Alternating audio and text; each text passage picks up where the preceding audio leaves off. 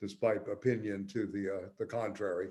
So anyway, but yeah, so I'm willing to certainly extend this. I know this is the 6th week, but this is very dense material, and I think it's in some ways it opens up a lot of different fields that at least the American left, and I really think even the European left and the global South left and Asian left is not really confronted, which is this question of the war machine, war, this history of the warfare state in a very different way, other than the surface stuff that we get in schools and we hear from some of our commentators. So I think they have a very interesting take on this. Tonight, I can continue a little bit, David, if you want, from that discussion we were having last time. I think it's very prevalent today, to think about these debates between the liberal class and the communists, and it still goes on.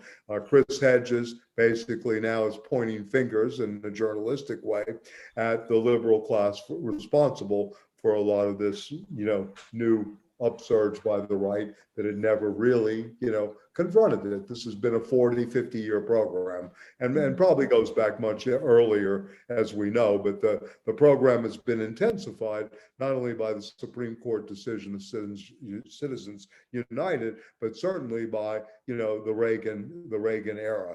And they're very good on this. As I mentioned, they went into Reagan's handler, General Electric, and how powerful these people are in institutions, etc. So Trump is, and Trumpism, which is with us, and this kind of merger of evangelical Christianity with right-wing gangsterism is very crucial to what's going on in the country, as well as the media Murdoch, Roger Ailes moment.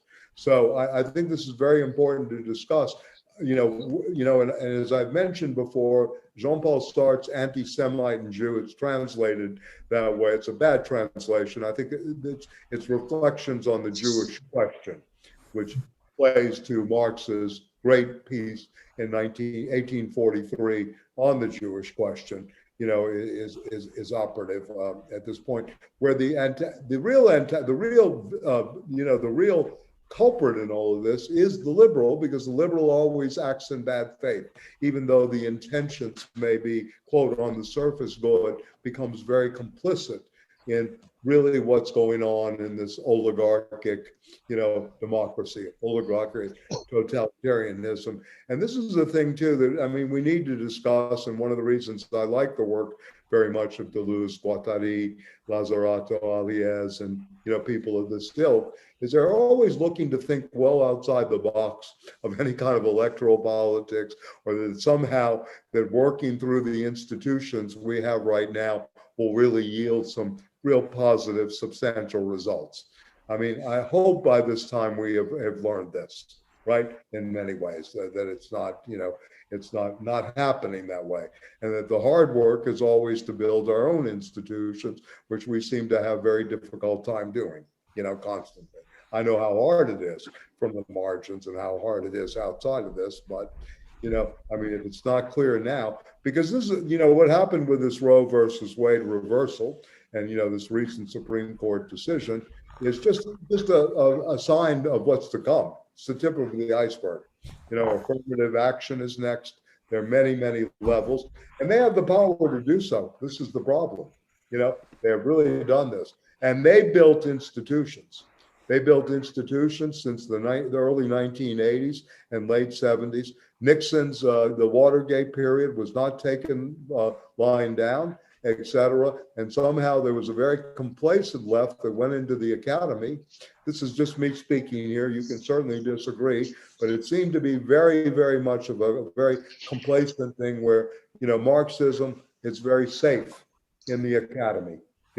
Freudianism, very safe in the academy, right, in a way, talking it out, maybe teaching it in a certain way, but no longer had really a force in the community. Whereas in the right wing, this was mobilized in a very different way, And so, I don't know. This book, again, seems to understand that, it seems to understand that, in terms of these cultural wars. So I don't know. I'd like to hear from you. I mean, these are very, very. It's not only the Ukraine war or the Donald Trump and the forces are, going. I mean, they accomplished what they needed to accomplish. I mean, there's obviously they have control of the courts.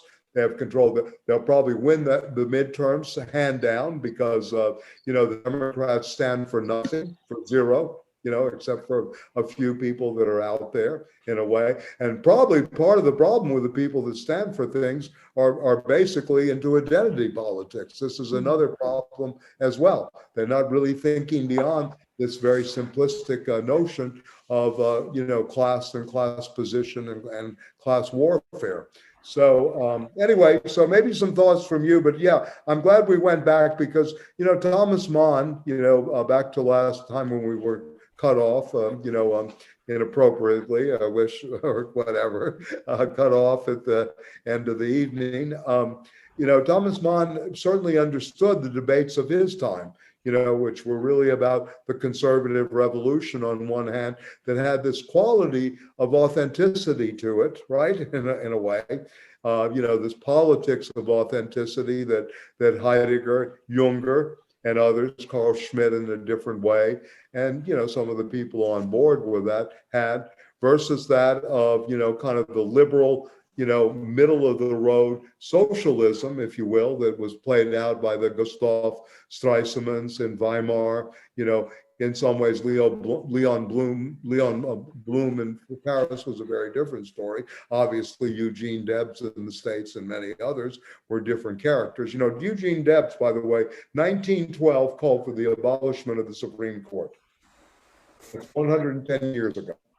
Eugene Victor Debs, who got 1 million votes as a socialist on an alternative party back in the day, and also spent time in prison. He did his jail time, too, as well, right? So anyway, no, Steve, I'll respond to you. We're not meeting next week, July 4th. I'm in transit. I'm sorry. Yeah, I'm on my way to Greece to. Yeah, I heard that, but you said July 19th. I just wanted to clarify that. 19th is going to be a Tuesday. I thought I could do the Monday, but I just noticed my flight doesn't come in until 11 o'clock. If you want to meet at midnight, I'm fine.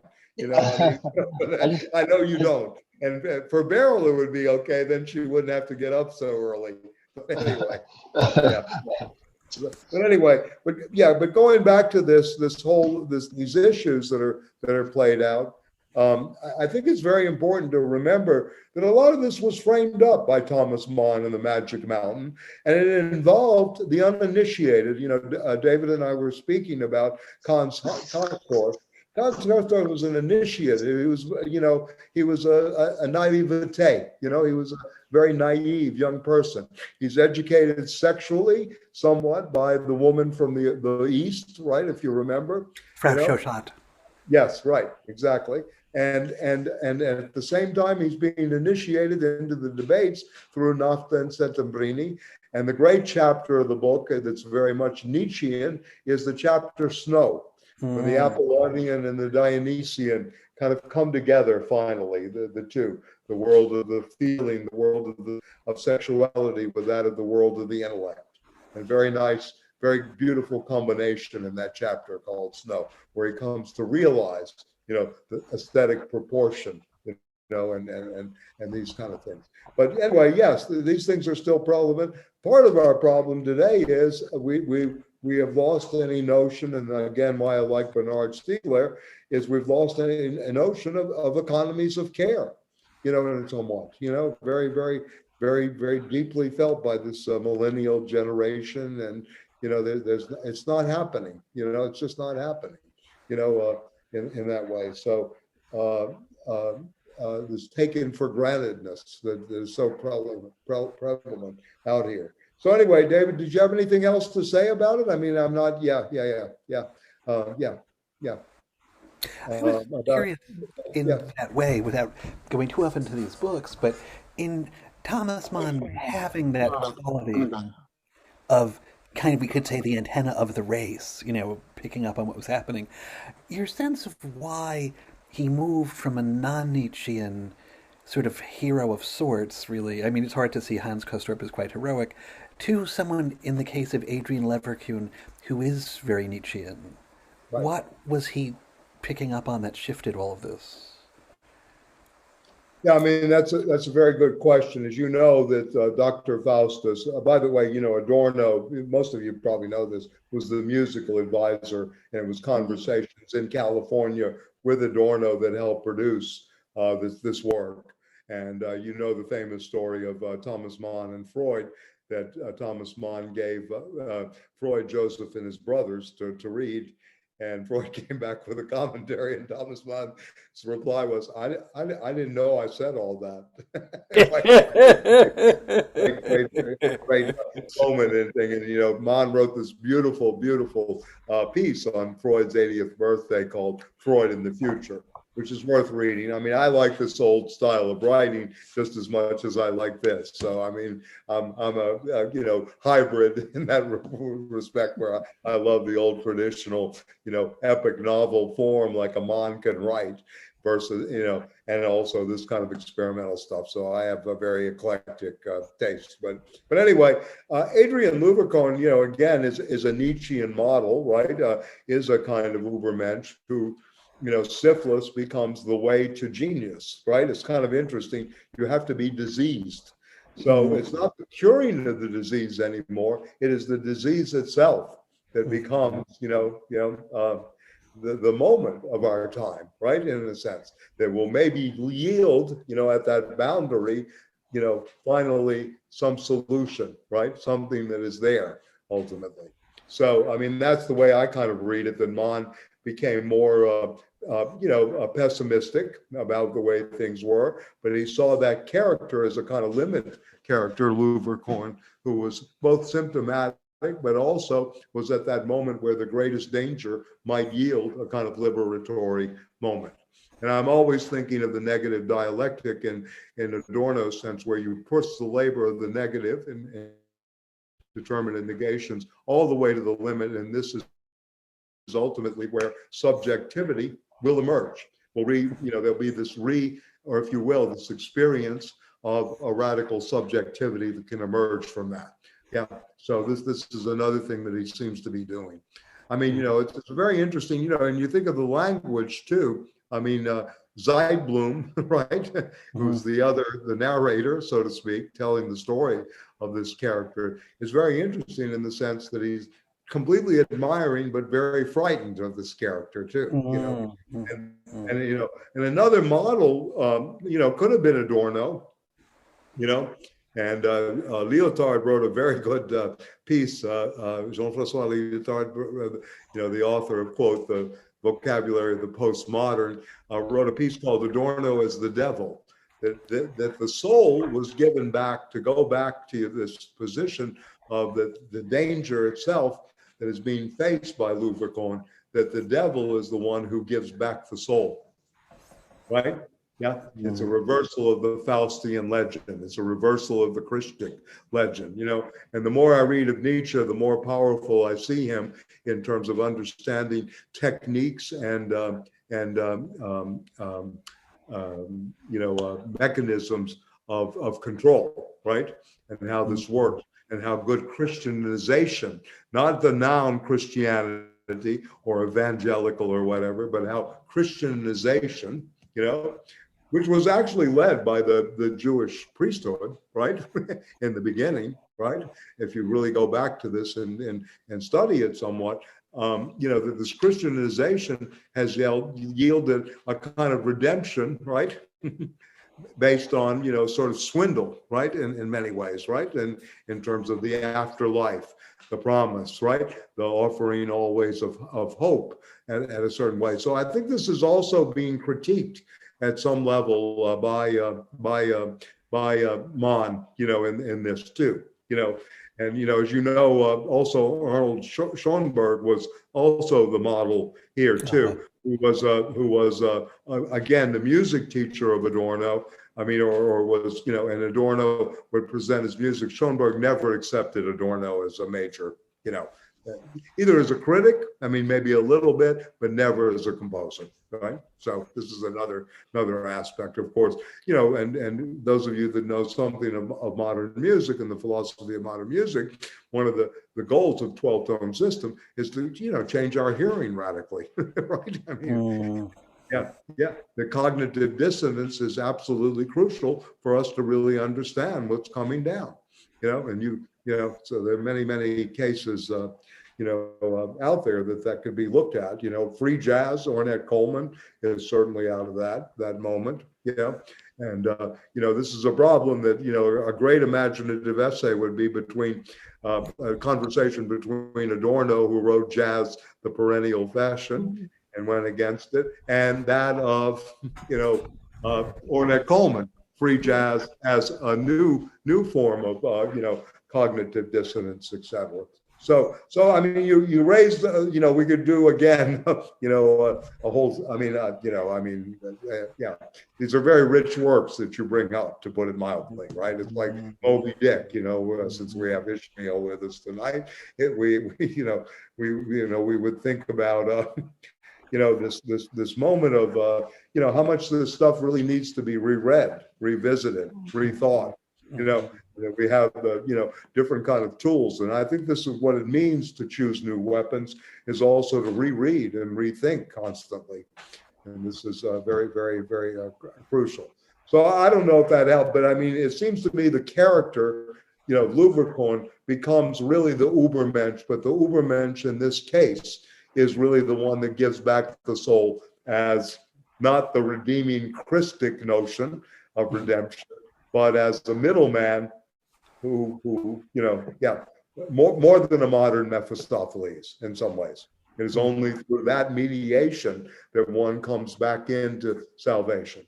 So, it's like, the forbidden in psychoanalysis, transgression, if you will, in some ways, right? Yeah. I mean, Norman O'Brien had a beautiful phrase. Freud dared to bite the forbidden fruit once again, in a certain way. And, he was always into the, Norman O'Brien's kind of Christic Dionysian in his approaches, and, this is, I guess, one of the things that happened between him and Marcuse, later on in their debates. So I don't know if that helps, but again, I think that, Mann, I guess, a little bit, Thomas Mann's family, they were senators.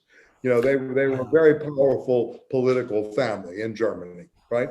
He had real stakes. And when he was in Pacific Palisades, personally, I like both his brothers' writings more, Klaus Mann and Heinrich Mann. Yeah. And I think Klaus Mann, I think it was Klaus who wrote The Blue Angel, wrote the novel from which the film by von Sternberg was taken up. And Adorno wrote a vicious piece against von Sternberg for the way he appropriated for cinema with Marlene Dietrich. And, and Emile Janins, who was a great actor, is it? I don't know if you've seen this, but this is a classic in a way. Oh, yeah. Yeah, real classic. And Dietrich, amazing, what she did there. Yeah. And she's great. She's the fortune teller. She goes from the Blue Angel to being the fortune teller in Touch of Evil. You remember, she's the one that predicts, the future for Orson Welles, for the sheriff, right? Yeah, great sequence. Yeah, in Touch of Evil, she's the clairvoyante, right? So anyway, I'm sorry, I'm going, and back and forth to the filming.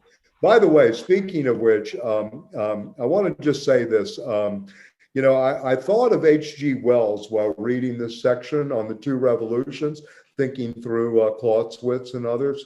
There was a film called Things to Come. I don't know if you've seen it. It's a 36 British-made film before the Chamberlain-Hitler Pact, of course.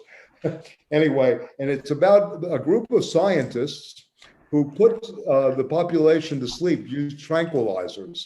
It's very interesting, because they want to create a benevolent dictatorship which will bring reason and peace back to the world. So this is a very interesting film that H.G. Wells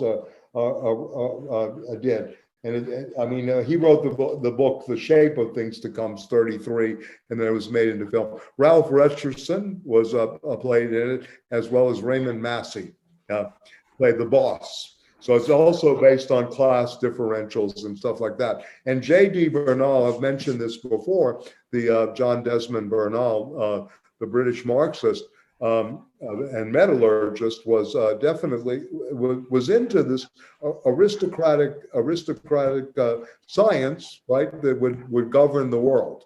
That this was the only hope.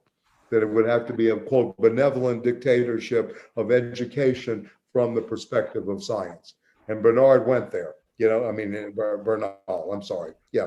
So that this is interesting that this was going on in Britain in terms of this kind of semi-utopian thinking in their own dystopias, 20 something year, 15 years after the Magic Mountain, right? In a way, the Magic Mountain, Berlin Alexanderplatz, of course, right, as well as The Sleepwalkers by Hermann Brock, which was more of the war, the actual period of the Nazi regime, are three crucial novels of that period. Many others, of course, but these to me seem to be setting the stage in different ways. And you probably have seen the Fassbinder Berlin Alexanderplatz. Oh yeah. Yeah. So, which is a magnificent account. Another person not really actively talked about anymore. Remembered, but not really actively spoken about in film circles. As Fassbinder, it was incredibly productive and really a genius. So anyway, and speaking of the Nazi films about power and domination too, you have The Night Porter, but also, of course, The Marriage of Maria Braun, right? Shagula, which was another one of Fassbinder's, yeah. So a lot of richness there. So anyway, we can go back to the text, but I just want to hear from you. I'm of course very frightened. I had lunch with two cultural theorists, people in communications. Today was very have lunch with them, but we talked basically about what's coming down in the United States. I'm in a cafe in Montreal, in a very nice air and stuff like this, but we're distant, but it really is pretty bad. And in many ways, not surprising. Again, it's in that Freudian category. I was astonished to learn today. Well, I'm not astonished, but he would use that, often. And, or the category of Stanley always liked to call me up, but Michael, is it good for the Jews? So this is another category that we would use too to measure certain ideologies. But anyway, I want to hear from you. I really see unfortunately, I don't really see any hope. I have a quote. I keep a book of like Benjamin in some ways, one of my heroes, from Raymond Williams. To be truly radical is to make hope possible rather than despair convincing. This is a very nice quote from Raymond Williams. To be truly radical is to make hope possible rather than despair convincing. This is from, his work. Then he goes on to the Battle of Stalingrad, of course, which goes back to the war, the book on capital and wars.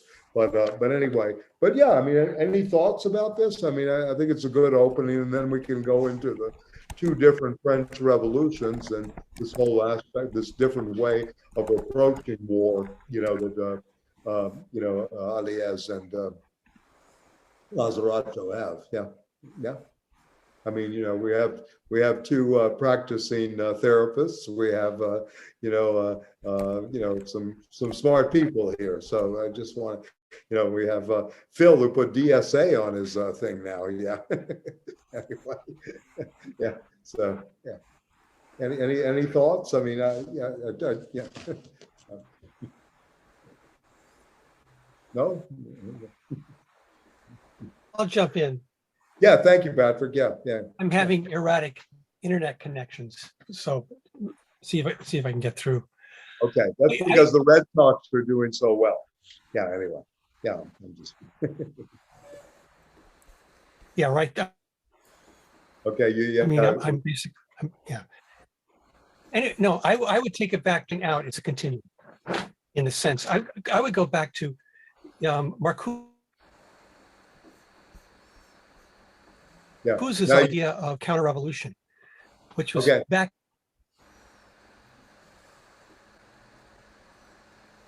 Okay, we're getting in part the of 60s it, but or I like. 70s. No, I don't think I'm being heard. Okay, no, it's okay. I mean, we have my internet is coming in and out. Up. Okay. So I'm gonna mute myself. It doesn't work. No, we hear you now, and I can act as a translator. I think what you're saying, and you just nod your head, or you can give me a thumbs up. But anyway, it seems to me you said that it begins theoretically with Marcuse's work on counter-revolution and revolt. Well, right? His notion of preventative counter-revolution. Right. Okay.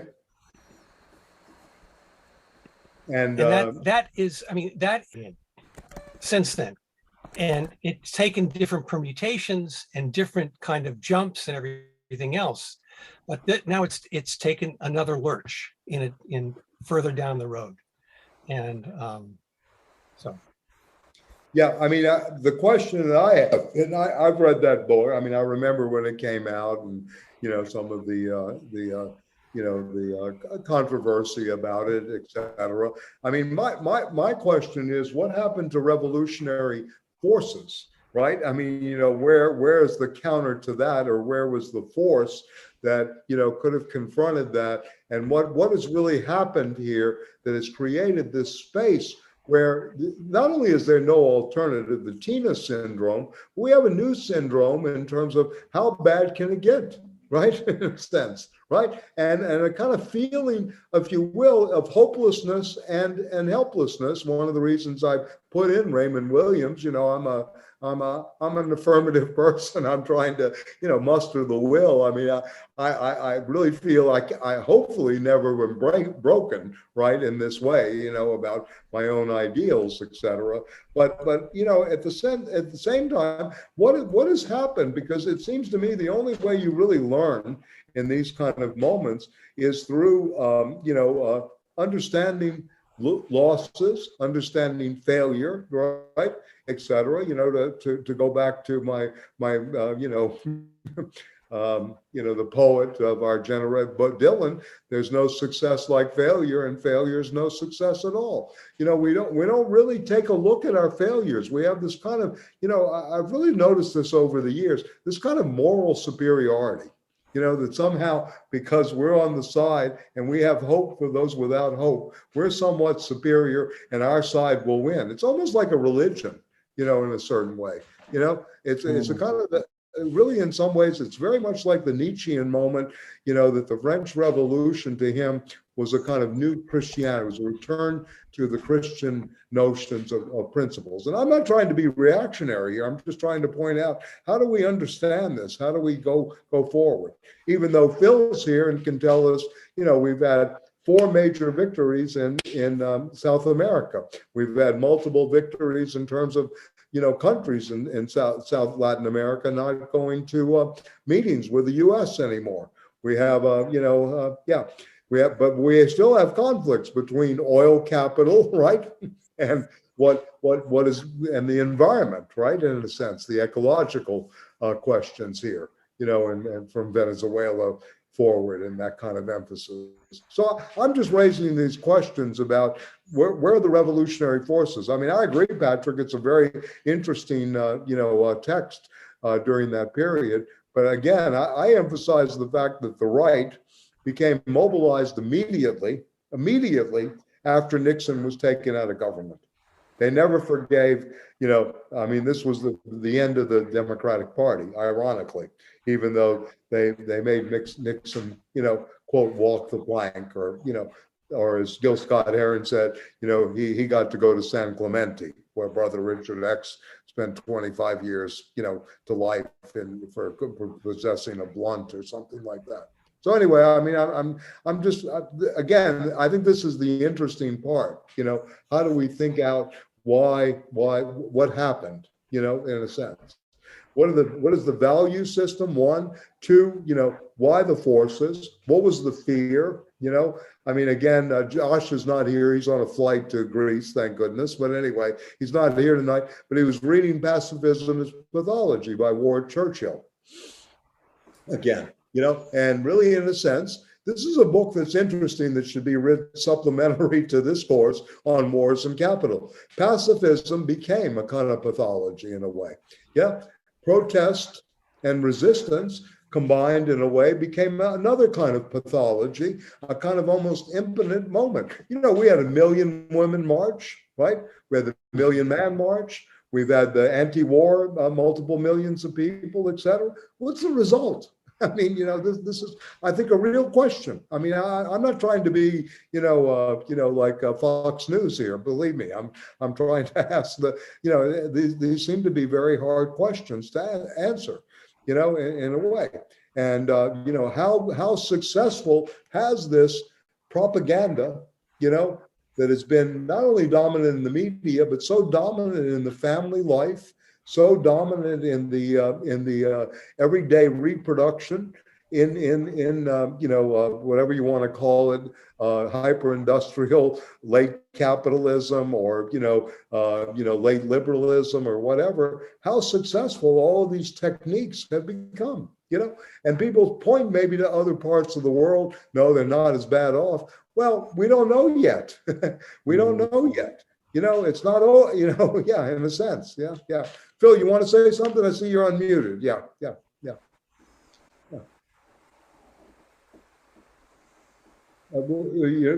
Your mic's not on. Something's not happening here. This means we're really successful. Patrick has bad Wi-Fi because he has something to say, and Phil, who's going to intervene. Yeah, anyway, they're playing with us, yeah.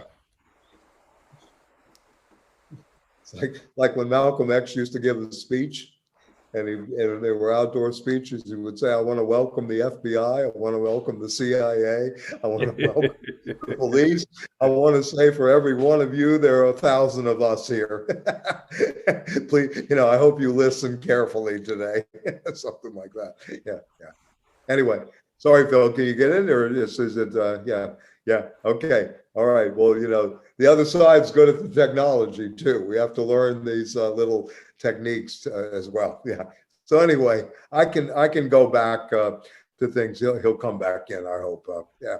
Anyway, so yeah, I mean, I just wanted to frame here again, because both Alliez and Lazzarato seem to understand these institutional practices that lead to this, right? In a way, they have very, very good. This is a very dense book, and it's filled with what I would call informational insight. Yeah, I mean, there's really a lot of informational insight here. How Ronald Reagan became Ronald Reagan, right? How Ronald Reagan met Nancy instead of instead of continuing with Jane Wyman, who was a semi-radical, right? Yeah. How Reagan became household. How the mourning in America really meant suffering in America. Yeah, in a different way. Et cetera. And we know these things again, but I mean, it's interesting to see how this is happening. Just like, again, Citizens United, opened up, the Koch brothers opened up this kind of multi-billionaire kind of subversion of the political process. Completely. There's no political process. Yeah. I mean, going back to Dylan again, money doesn't talk, it swears. Obscenities at the fool's gold mouthpiece. So, a lot of wisdom in these little, this phraseology to think about in terms of where we are. And also going back, I mean, I see that hopefully Patrick can get his internet together. But, going back to Marcuse, identity politics, and one of the things the right has been so good at is looking at, this culture of identity politics and turning everything into their advantage, right? Through a kind of new kind of cultural authoritarianism, right? In many ways, it's very interesting how this is working too as new techniques. So I mean, this is to me seems like the psychological and the cultural that's going on, of which we're going to be really subjected to more and more. I mean, I'm again, I don't see this turning around. I don't see people on the scene that are able to articulate this. I in my own background, even though I came from a semi-bourgeois household with some radicality in it, in a sense, I knew a lot of people. I worked on an oil rig one summer. I know what the proletariat, in a way, I worked in supermarkets during the summer in warehouses and stuff like that.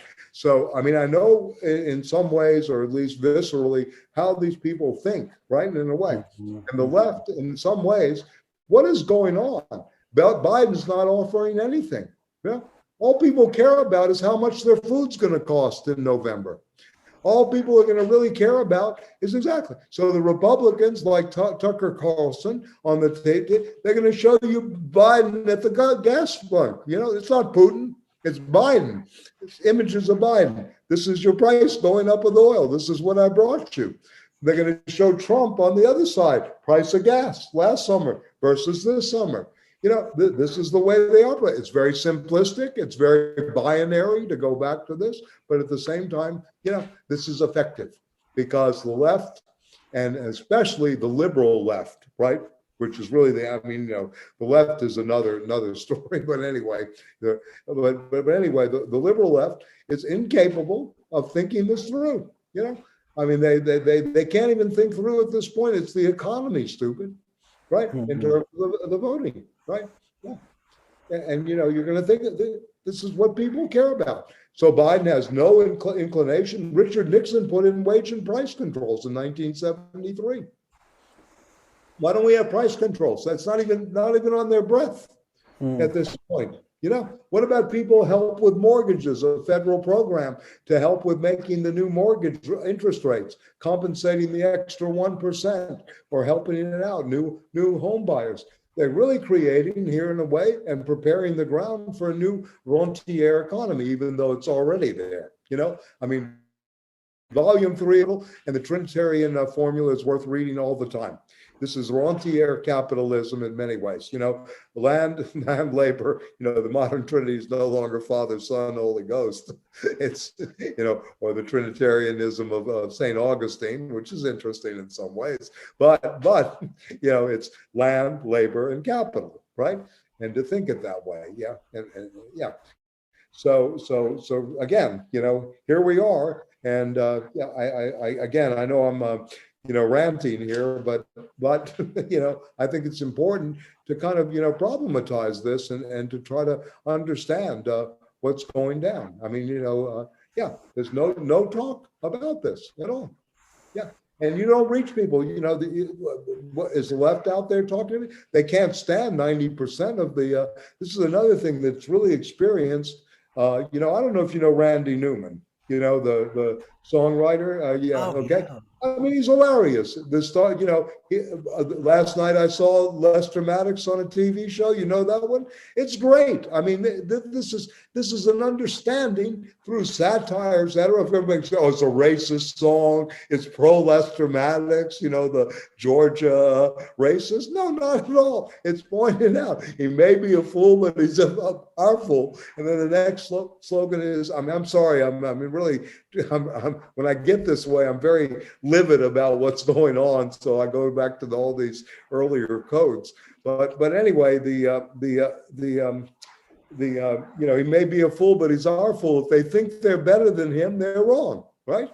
It's just like what he said about the sail away, right? etc. Yeah. What's really changed, right? In many ways, So I think this is again important to recognize. How do you reach this these people. Or is the United States hopeless? Look at France. Who was the real victor in the election? The left acts like Mélenchon really pulled off something.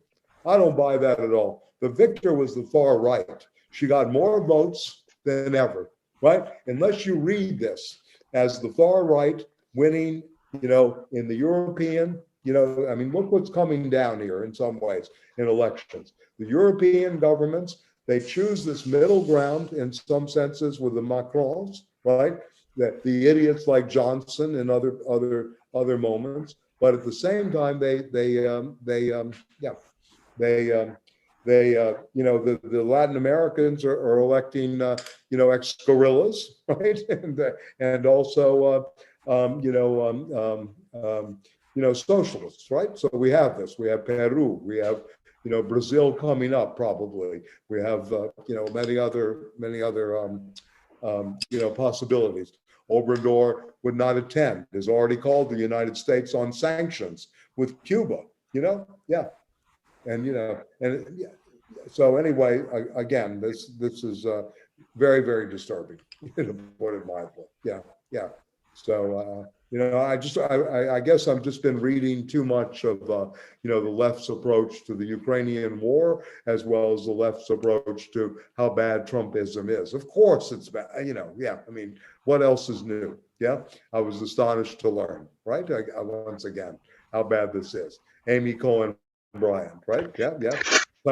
Clarence the Frogman Thomas, right? Yeah, that's a play on another rhythm and blues. These people are. Yeah. Please go ahead, David. Yeah. Michael, what I'm wondering, if we go back to the philosophy we're reading, and also the contemporary crisis we are in, and it seems to be worsening, is why is the American left so unable to get it together according to these principles? I mean, it's like, in a Freudian way, it's almost like saying they're too ruled by the superego to actually grasp id, force, energy, and so there's a profound lack of libido. The party is anemic, it's not charged by much. I'm wondering, if we bring this to a philosophical grounding, what's now different than existed in 72 when Nixon did have to walk the plank? Why have we gotten to such a stalemate? Clearly the right is on fire in the sick way. That's fascistic, it's feverish, it's diseased. But why is the left so anemic? What's causing that, as you see it?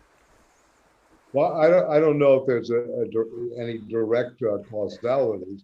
I think the difference, at least in my experience, is, when we go to Greece, so to speak, and we go to Exarchia, in Athens, right, which is a leftist ground. They have, restaurant owners there. They welcome you.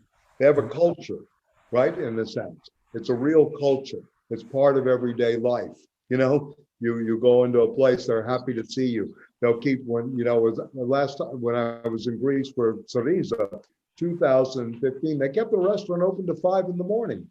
and kept bringing bottles of wine over so that we could continue to discuss politics.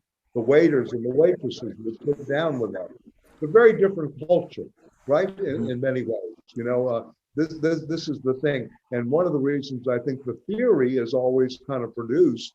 I mean, I'm not saying this is only the theory is produced there, but some of the better theory is being produced out of these cultures where it is part of everyday life.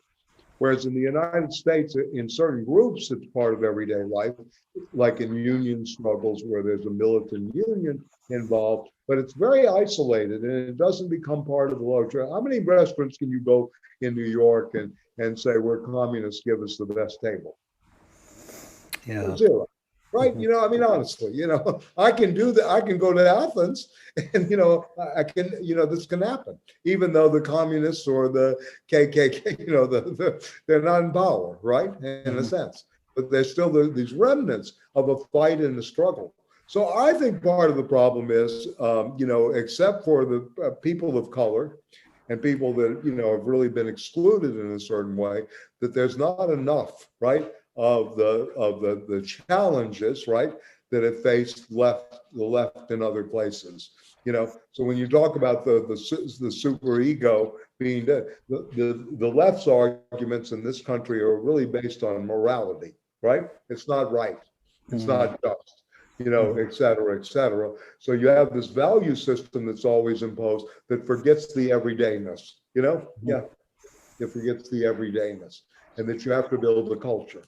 I mean, the part of the problem Phil can correct me because I know he's been very active this way, but, part of the problem with, proletarian culture in the United States is that, there was never really an alternative culture built, right, in a sense. And then ultimately, like Reich would say, people are going to vote their pocketbook. What can you do for me? Short-termism, in some way. So I don't know if this is a real explanation, but I think it's, a good starting points to look at, in a sense. Yeah. And it was a very good group. I remember those days vividly. Sam Dash and all of them, the people that took down Nixon, how well the case was built, and all of that. But there seemed to be a hallelujah moment out of that, right? That the left never really got over, whereas the right again started to mobilize. Chuck Colson goes to jail. He starts bringing Bibles to jail instead of Malcolm X, Karl Marx, Franz Fanon, right? And evangelicalism starts as a moment, right? This kind of new thing. Elbridge Cleaver turns, as you remember. I don't think it's an accident, right? In many ways, became an evangelical. Soul on Fire. Soul on Ice became Soul on Fire, and that fire was a religiosity in many ways. So, again, we're speculating here in many ways, but could be interesting. I think that the left in the United States really lost its way, back when the Soviet Union, for all of its problems, was sort of a reference point for so many people, either for the Trotskyists to attack, or for the communists to cling on to, or for everybody else to kind of make fun of. But when that disappeared, there was no it was kind of like there was no reference point anymore. And it in terms of what the Latin America solidarity movement, which was where I was, it kind of disintegrated into some of it went off into NGO land, and some of it went off into it became kind of a pretend. Let's pretend that the Cuban Revolution is still extant and still going on, whereas the left in Latin America actually has gone more the electoral route more recently. So it's a different scene. There's still revolution, there's still a lot of street heat there. Chile just rewrote its constitution, after years of a horrible dictatorship. And although the government that was elected in the last election is not the most radical in the world, it still is of the left, which is a big deal. Colombia, for the first time ever, is being represented by a left government, which is a huge step forward. But I think really what's happening in the United States, I think that the collapse of neoliberalism, the collapse of the decay of the empire, has really, again, I think it's people have become unmoored, because like you were saying, people had this idea that, you know, the United States was always the most, you know, the hegemon, and that's beginning to fade. And I don't think that people get it yet. I mean, a lot of my leftist friends, especially around this war in Ukraine, are completely, I think, at sea, and as a result, they're sort of clinging on to, you know, to the imperial, you know, to the idea of the imperial hegemon, and they say, oh well, you know, there's the U.S. empire is bad, but the Russian Empire is terrible, you know, and it's just, you know, they've really lost an ability to analyze what actually is going on. I mean, going back to the reading to the wars and capital again, you know, the working premise of Alliez and Lazzarato is that this is no longer really a question of nation state hegemons, right? And that the language of imperialism no longer is really relevant. It's really about financialization, and this is global in some ways. And this is a new form of warfare, hybrid warfare. And I think if they, I mean, their second volume, Wars and Revolution, I suspect there would be a long section on the Ukrainian situation as another hybrid warfare and as a civil war that is being, you know, provoked by financialization, you know, but by the financial class, right, in some ways.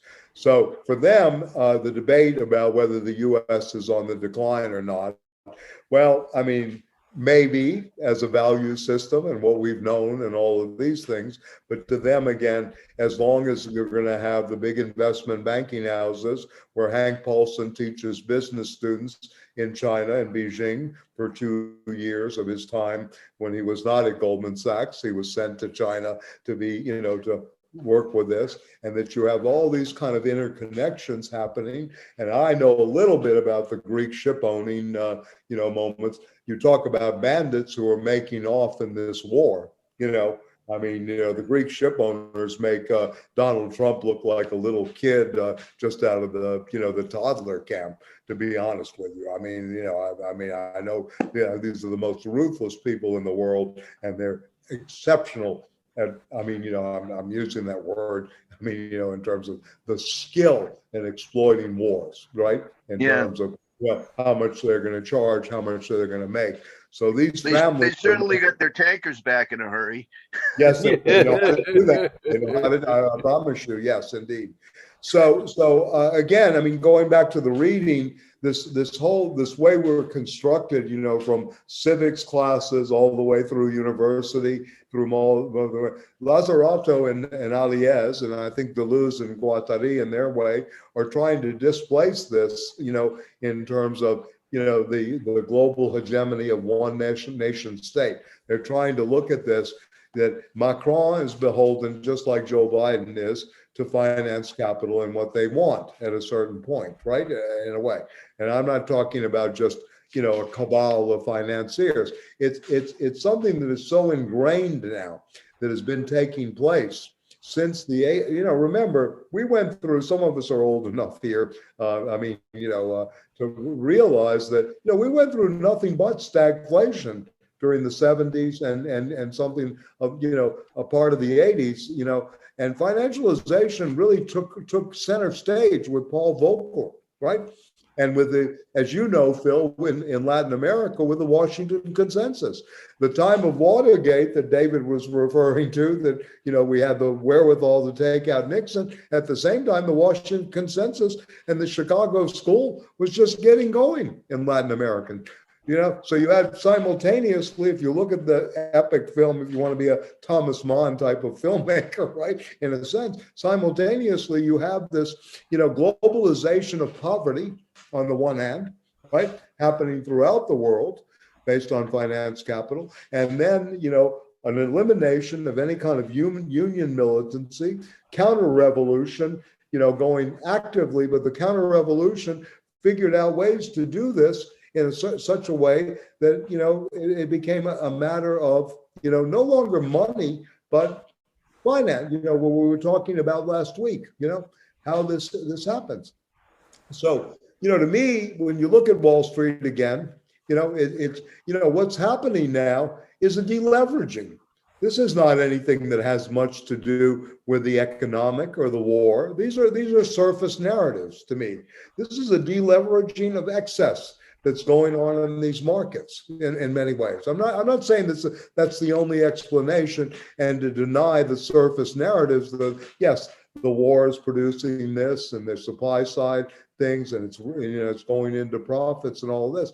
But really, in a sense, the financial architecture is much more complex in sense of all the excesses that are created, in terms of derivatives, the options markets, who's holding the paper on something, how do you begin to do that? You see Russia, what they said about default on the bonds today?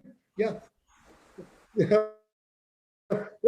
Get rid of the sanctions. We'll be glad to pay. We can't send you the money. We have the money, but we can't send you. I mean, they're actually pretty funny in some ways. There's a kind of comic dimension. I know it's vicious what's happening in Ukraine. I mean, again, I'm not trying to, but it is kind of funny the way they play the West at this point. They're just saying, in terms of the sanctions, conditions. We have the money to pay you, but we don't have the ability. You set up mechanisms that don't allow us. So you call it default. We call it your incompetence. right. So it's kind of it's interesting, right? In a sense. Yeah. The problem is, once again, none of this is really being done in the name of liberation. It's not about the radical subjectivity that they speak to here, which to me seems to be always what the fight's about, right? In a sense. Yeah. I mean, you know me. I mean, I like Heidegger's, rereading of Kant. Potentiality is higher, possibility is higher than actuality. Being as potential. That's the beginning of philosophy. That's plenitude, right? In many ways. That's a trace from Parmenides to Spinoza to, modern ontology, being as revolution. But, unfortunately, none of these things being done in the world are in that vein. I mean, we hopefully have this in Colombia, Peru, Brazil, maybe Bolivia to a degree. Certainly, I mean, Bolivia is putting their ex-president, she's going to jail, it looks like. Yeah. Yeah. And it couldn't be too soon. Yes, exactly. No, I mean, it's interesting to watch. Also, Mexico is beginning to seize back their energy sector and to renationalize it. So things are moving, but it's really not at a revolutionary pace. Right. I mean, it's moving, but then the question really remains again, and I think Lazzarato and we can go to the text too. I mean, I'm sorry for the hour, and all these, moments, but anyway, I mean, the Lazzarato and Alliez is the question is how do they restructure? How does finance capital? How does the financialization process take this over again? What is going to happen here, right? In some way, is the Saudi, U.S., Exxon, BP, Royal Dutch Shell, et cetera, Nexus, North Sea, remember Norway, 80% of its income comes from oil. What does this have to do with climate change, the ecological moment as well? I mean, how is, So we have many issues here in extraction of resources. I don't know, Phil, if you remember people that came to the Left Forum when Linera came, for the vice president of Bolivia. But there were demonstrations because of the way they were going to use the mining, in a sense, right? There were from the workers in the mines. Also, there was an environmental concern about this, because every time you're dealing with natural resources, and this has always been an issue. What about this domination of nature? What is it doing to the planet? Why aren't we creating different kind of alternatives? in many ways. So this to me is an issue. I mean, now if you're ever the miners are a very radical sector in Bolivia. I mean, they actually during that period, I think they killed the Minister of the Interior. Yes, they did. Yes, yes, no, absolutely. Yeah, right. Sorry, I just had to put on some light. Sorry about that. Yeah.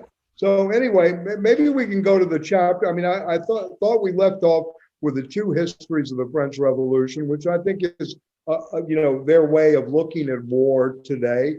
They mentioned some crucial texts, which I recommend. Certainly, Susan Buck-Morse's book on Haiti and Hegel and Haiti, right? Which is very interesting. How the Hegelian, philosophy became completely westernized, but really in some ways Hegel had a relationship to Toussaint in the master-slave dialectic.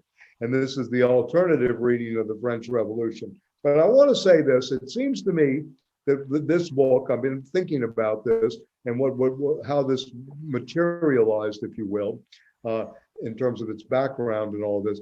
Deleuze was really teaching, I mean, in a sense, Deleuze's work in the later 70s was really about a combination of Clausewitz and Marx. Clausewitz is on war, which is hardly ever taught in classes, right? Much less, talked about in philosophy, right? On war. And this was a text that was written in 1830. I mean, it's written before, but published in 1832. For those of you that do not know Clausewitz, he studied Kant very actively, was a Kantian in background, studied philosophy, and he came up with three philosophies of war. The political, which was the game of chess, going back to that aspect we had before. The eschatological, version, which was the messianic version, which had two poles. One messianic version was manifest destiny of the hegemon United States.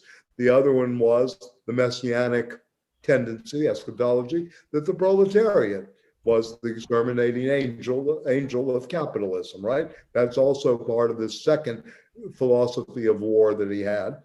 And then the third was the cataclysmic. And I think, if you want to be traditionally Clausewitzian about this, where we are, this was stuff that came out of disasters, right? The pandemic could be thought of this, the cataclysmic, this pandemic moment that we're experiencing.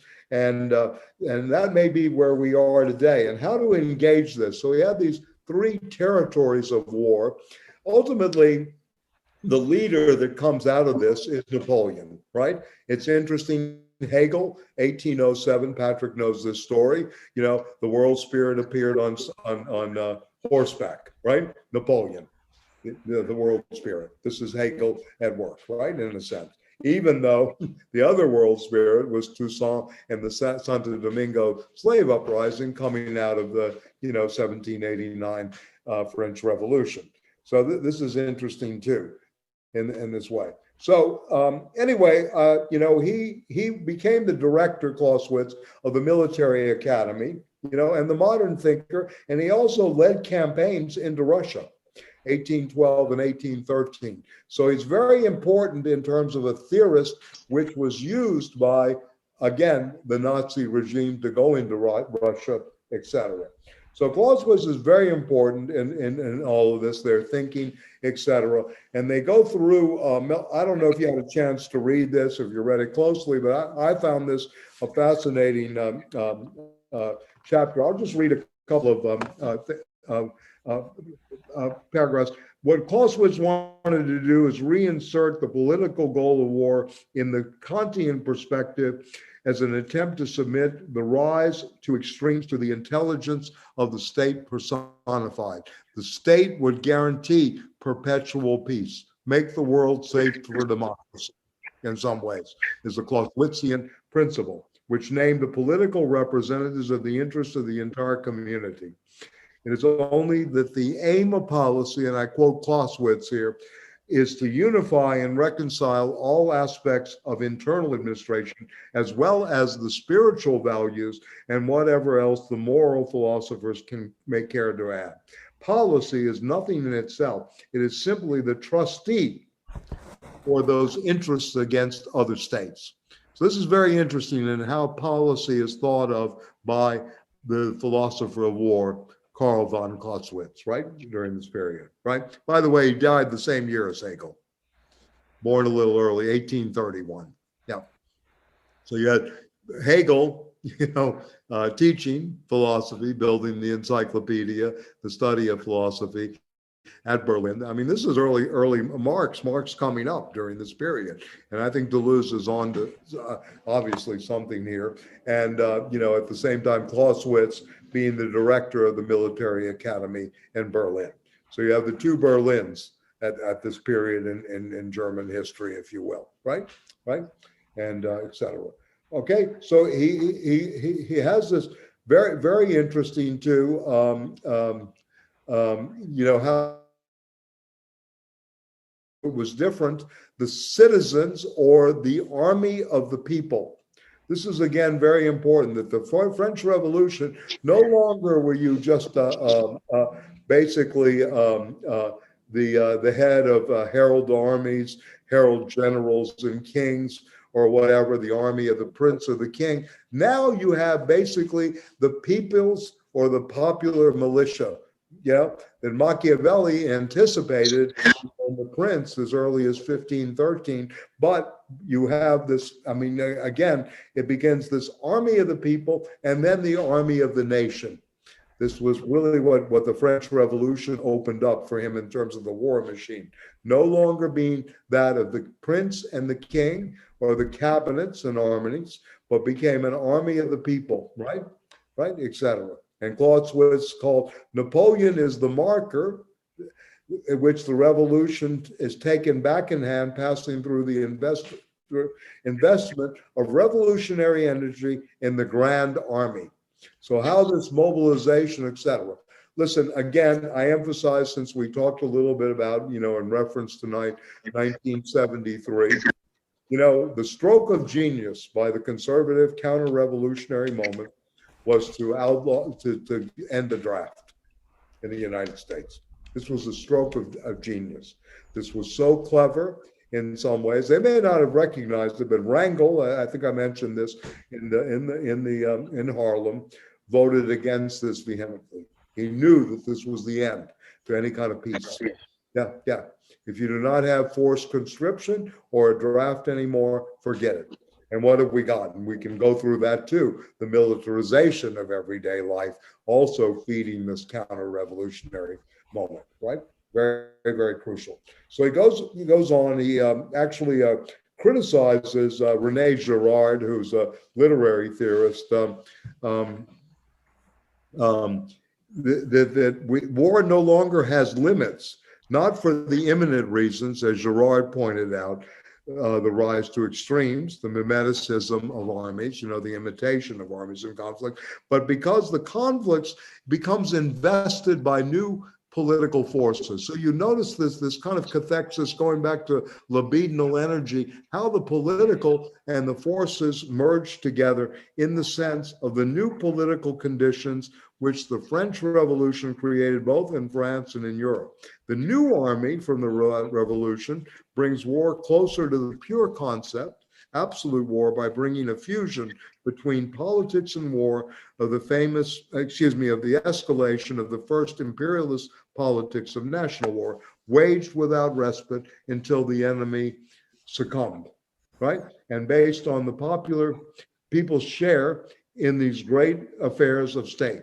And he goes on to Bonapartism here too. And this is another fascinating aspect of wars and capital, how Bonapartism is still with us in many ways, in terms of this, conquering, moment, this kind of globalization of war, right, et cetera, right? So, the surpassing of all limits, etc., and then commerce and conflicts of interests and activities. So they give a very good review of Clausewitz as one moment that happened, right, in a sense, after the French Revolution, how this People's Army was taken up, how it was mobilized, and how it played a role again. And remember, Kant wrote for a universal peace, cosmopolitanism and emancipation, many ways, for a perpetual peace, in a sense, right? And this was always on the agenda of the quote Enlightenment, right? So anyway, then he goes all about the Spanish War that became the concern of the people, and he goes in Clausewitz. New function for popular existence. How does this happen? The immediate aim is to throw the opponent and to make him incapable of further resistance. And going back to where Patrick talked about Marcuse, for all my love of Marcuse, he never really looked at the war machine. How do you basically reduce people, right, in a sense? And this is worth really thinking about again, to that this incapable of further resistance. How does this incapability take place? What happens, right? The character of modern absolute war distinguished itself strategically between the Bonapartist revolution of all the conventional ancient methods of the art of war by militarization of the people in arms, and on the other hand, the resistance of popular war, right? And of the first, and that must be integrate with its moral factor in the new plan of war. How do you do this? And listen, again, going back to changes that happened in the late 70s, remember, all of a sudden, guerrilla fighters are no longer in the New York Times, that the people that fight on the other side of Latin America, and Phil, you'll remember this, became freedom fighters. Those that fight for freedom. You remember? I mean, I'm serious. How this is right? I mean, I'm serious. And so how many times do we hear the phrase freedom fighters, which really means basically operatives, right? Of the, the Western hegemons, right? In many ways. And the Contras in Nicaragua were always called the freedom fighters. That's right. Exactly. Well, that was a little later, but it started in the late 70s.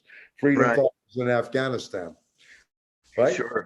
The Mujahideen were freedom fighters. Bin Laden was a freedom fighter, by the way, in the early incarnation, right? Of course.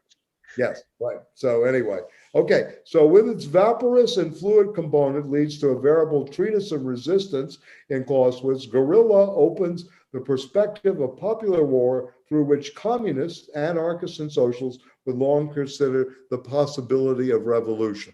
That you have these moments inside, right? The new, with a moral factor, right? In the new plan of war. So he's anticipating, I mean, Lazzarato and Alliez are anticipating what happens, right, in terms of one version of the French Revolution and how this manifests itself in guerrilla warfare in the 20th century. They don't go any deeper into it here, but then they move on to the Haitian Revolution as the other possibility. So Clausewitz's astuteness, and I'm on page, I'm sorry, I should have mentioned the page number, 101, is undermined by one of the major political and military events of the French Revolution, the Haitian Revolution, that captured the jewel of the French colonies, Santo Domingo, of the empire. It was also the wealthiest and most prosperous colony in the world.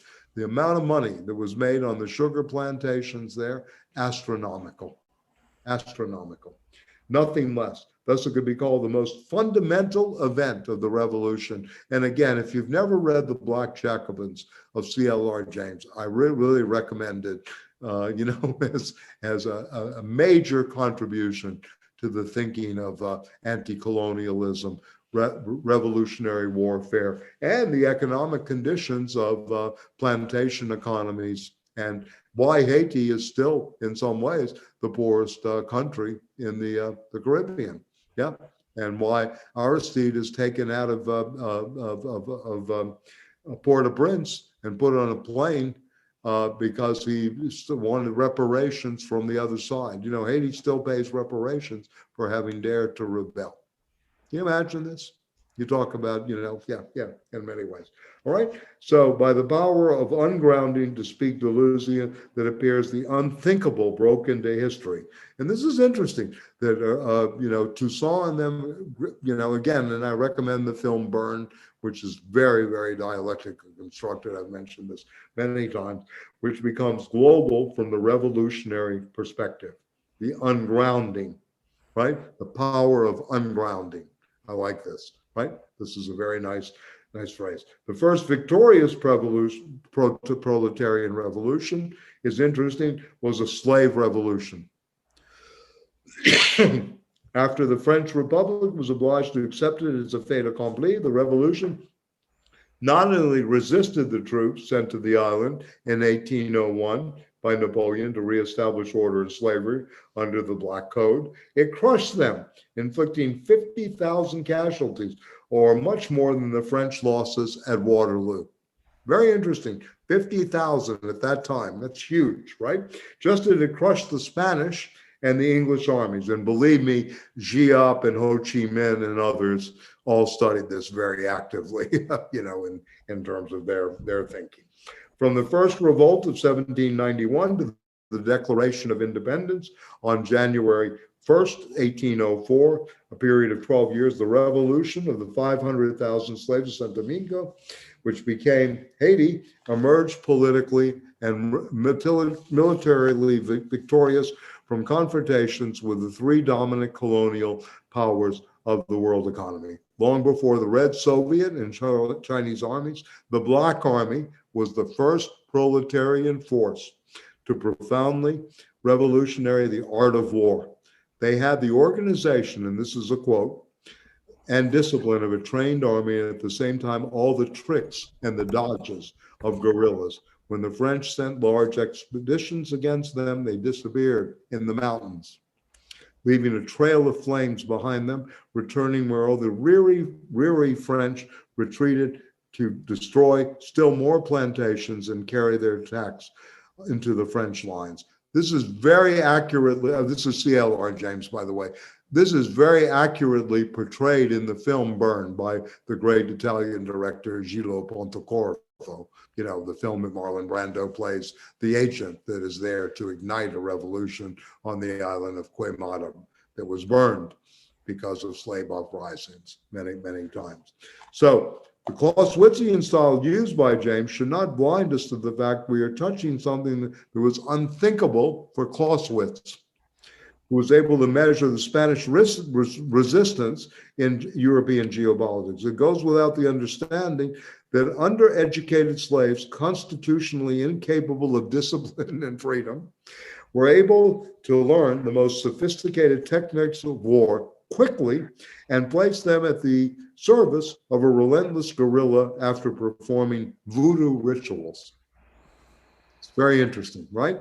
So again, another approach to, quote, the warfare, you know, or the war machine, if you will. Yeah. The slaves invented revolutionary war as a war of the people, right? And by appropriating the conditions and modalities of the Napoleonic Wars described by Clausewitz to reverse their process of involution and fight the Black Code. It was established by Napoleon in 1802 without major opposition in metropolitan France. And this still goes on today. This was going on with the Algerian War too, the codes that were established in the metropoles. You know, France is probably in some ways a case study in racism, right? I mean, going forward, I mean, what they've really been involved with, and to the great relief of England and the United States, right? Generals, officers, and soldiers were all part of the same new social class, that of the people of slave combatants were all equally leaders. After Napoleon had Toussaint arrested, Toussaint is not enough. There are 2,000 chiefs to capture here. This is Napoleon speaking. And he also anticipates, obviously, we don't die, we multiply. You kill Toussaint, you're going to have a multiplication of other leaders. Very, very interesting. They overturned the essence of the colonial war, the generalized war against the population, by asserting and composing the principle of resistance of the latter to revolutionary force raised against the people's army of the new imperialism. It was a war not so much of the armies as of the people. And this is very interesting how they are anticipating, again, this war machine as an indication of a sign, if you will, of modern guerrilla warfare. Clausewitz's perspectives guides James up to a point, but anyway, he goes into their irresistible elan, intelligence, their endurance and morale sprang from the new social freedom. The slaves had been of a French revolutionary school, but unlike the Napoleonic armies, they did not represent the leading edge of the retaking of control of the revolution by the bourgeoisie, nor the war machine of counter-revolution, right? Very interesting. They were able to establish a strategy to break with every offer of new governmentality in which the tactical maneuvers of the insurgent headquarters under the command of Toussaint sought to insert itself. While the Black Revolution found its roots in the French Revolution, while the former's success would have been impossible without the latter, the slave revolution was no less a critique in action of Enlightenment ideals. The slave struggles were able to extract the principles of liberty and equality from the illusory universality of bourgeois liberty and inequality. In the first constitution of Haiti, all Haitians, no matter what the color of their skin or of their origin, were declared Black, including the Germans and Polish who had fought Napoleon's army alongside the insurgents. I guess we didn't know that. Germans and Polish were considered Black if they fought alongside. Yeah. We should note in passing that such a revolution of the subject uniquely relativizes the long debated question of the difference between the American and English revolutions on the one hand and the French revolutions on the other. And Hannah Arendt distinguishes the primacy of politics as opposed to the social of the French Revolution. Foucault adjusts this by borrowing from Fourier, Francois Fourier, who's a bourgeois revisionist historian. The freedom of the governed from the governing would be the distinctive aspect of the American Revolution, while the French one is characterized by the centralizing axiomatic of human rights. In fact, the question of slavery, which undermined the entire world economy, indicates the zone in which both only exist in the form of an idea of freedom. And then they go on to talk about it. And again, I recommend this book. She got in a lot of trouble with Hegelians, right? And we knew this was coming, when she published it. But anyway, Hegel in Haiti by Susan Buck-Morss, which she goes in. I'll read a couple of the crucial passages here, than subjecting to the whole text. She says, the paradox of discourse on freedom and the practice of slavery marked the ascendancy of a succession of Western nations within the early modern global economy. From Holland of the 16th century to the Franco-British 17th century, slavery became such a strategic metaphor for expressing all the forms of domination in Europe that it could coexist without any difficulty with its practice in the colonies, Locke, and they had gone through Locke, and who was a member of the Royal African country earlier, of opulent and civilized nations, Adam Smith. The naturalness of slavery was just as natural as the liberty of man for the thinkers of the Enlightenment, including Rousseau, as Susan Buck-Morss observed.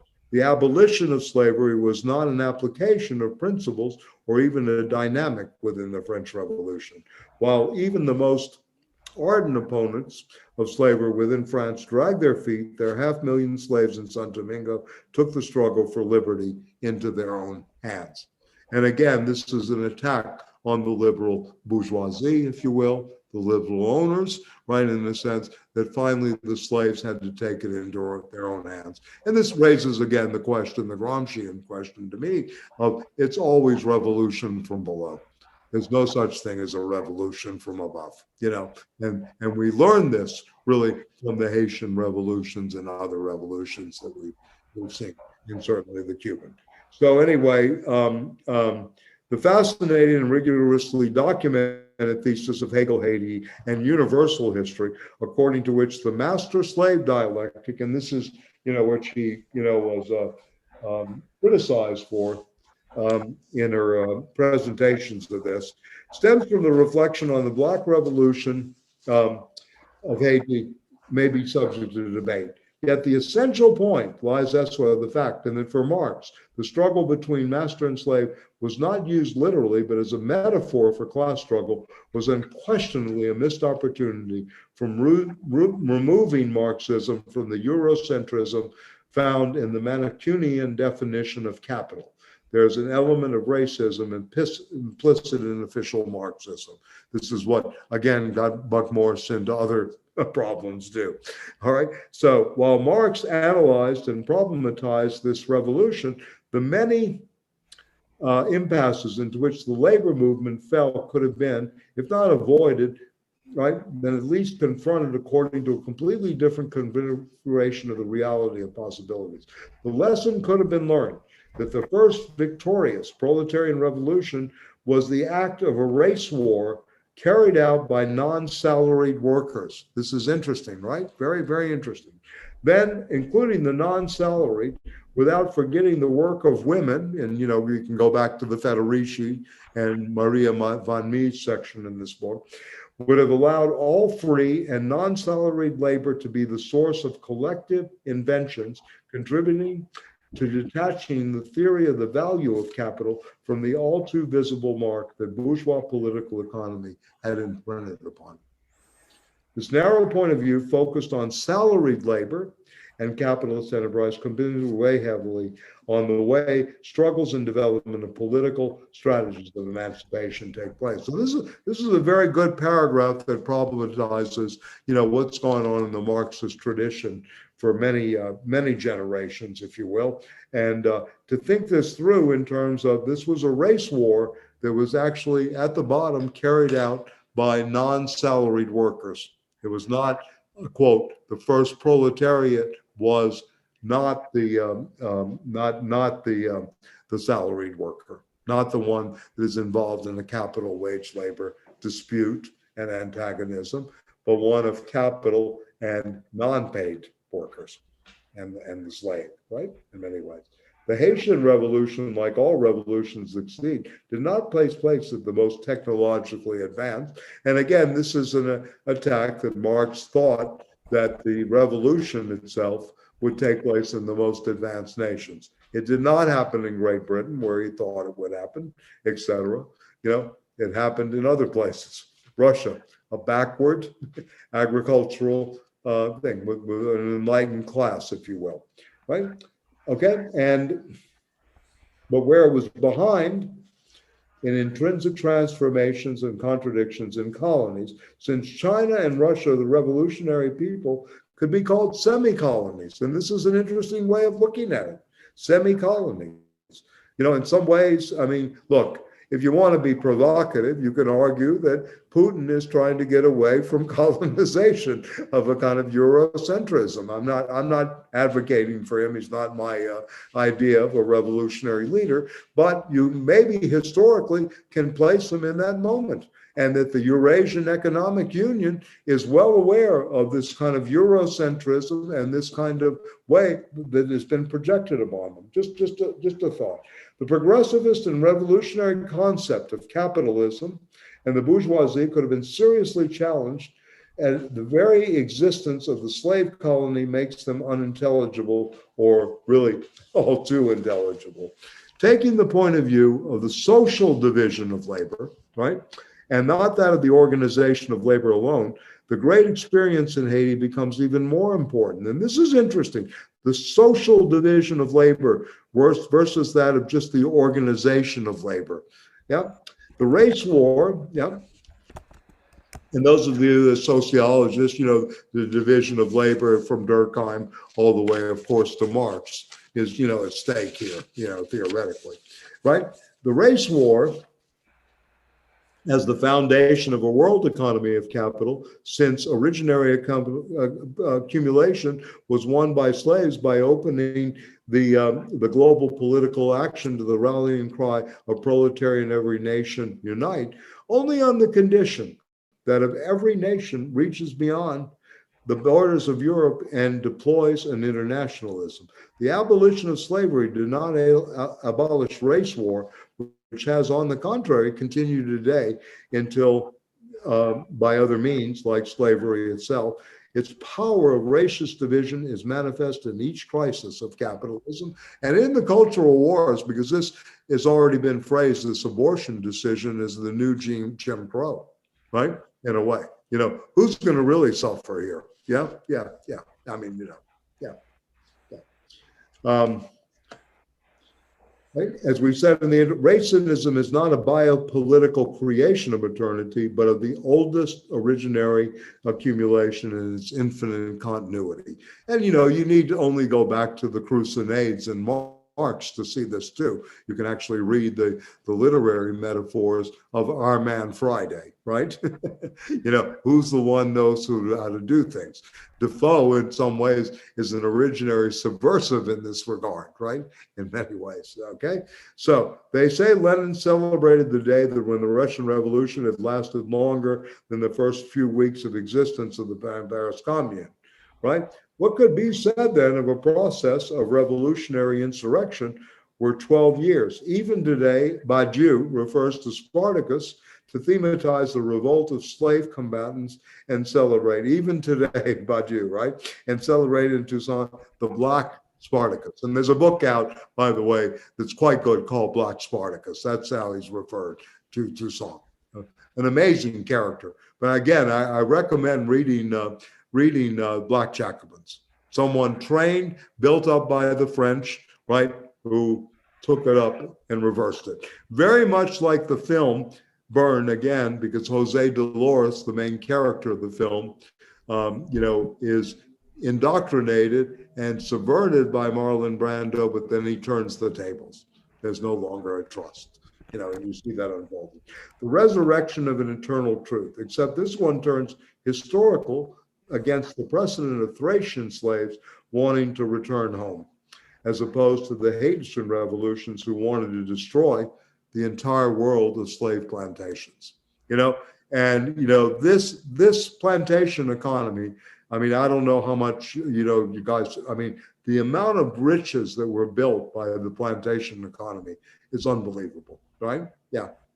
King Cotton, right? Sugar, bananas, United Fruit Company. You can go through the companies. I can give you the names of the families, right?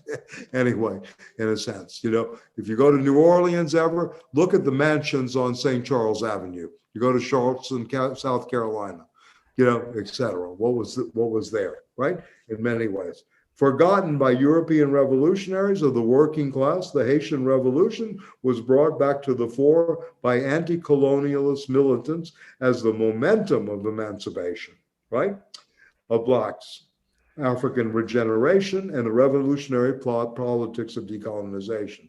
By making an intentional anachronism, we could say that the third world started to form in Santo Domingo, right? This is interesting, Santo Domingo. Our inspiration here comes from the idea of Sauvé, who compared the third world to the third estate because it was ignored, exploited, disdained like it. The planet being developed or defined and divided into first, second, and third worlds, with this third world wanting to become something, because things always happen late or early. Think of the modern proletariat of giant sugarcane factories, more proletarian and more modern than any group of workers at the time, according to James. Nothing developed there in the sense of Marxism, whose meaning would be given relative to the teleologic of the capitalist practice. Black Marxism, Toussaint, or the opening, overture, right, of course, of the breach in the multiplicity of wars of exploitation, domination, subjection that constitute the biopolitical regime of the continuous accumulation or originary accumulation. So what they're going to do now, I mean, which is very interesting. I mean, I find this good. This is very good for historical purposes to look at the two French revolutions and see how it develops into today.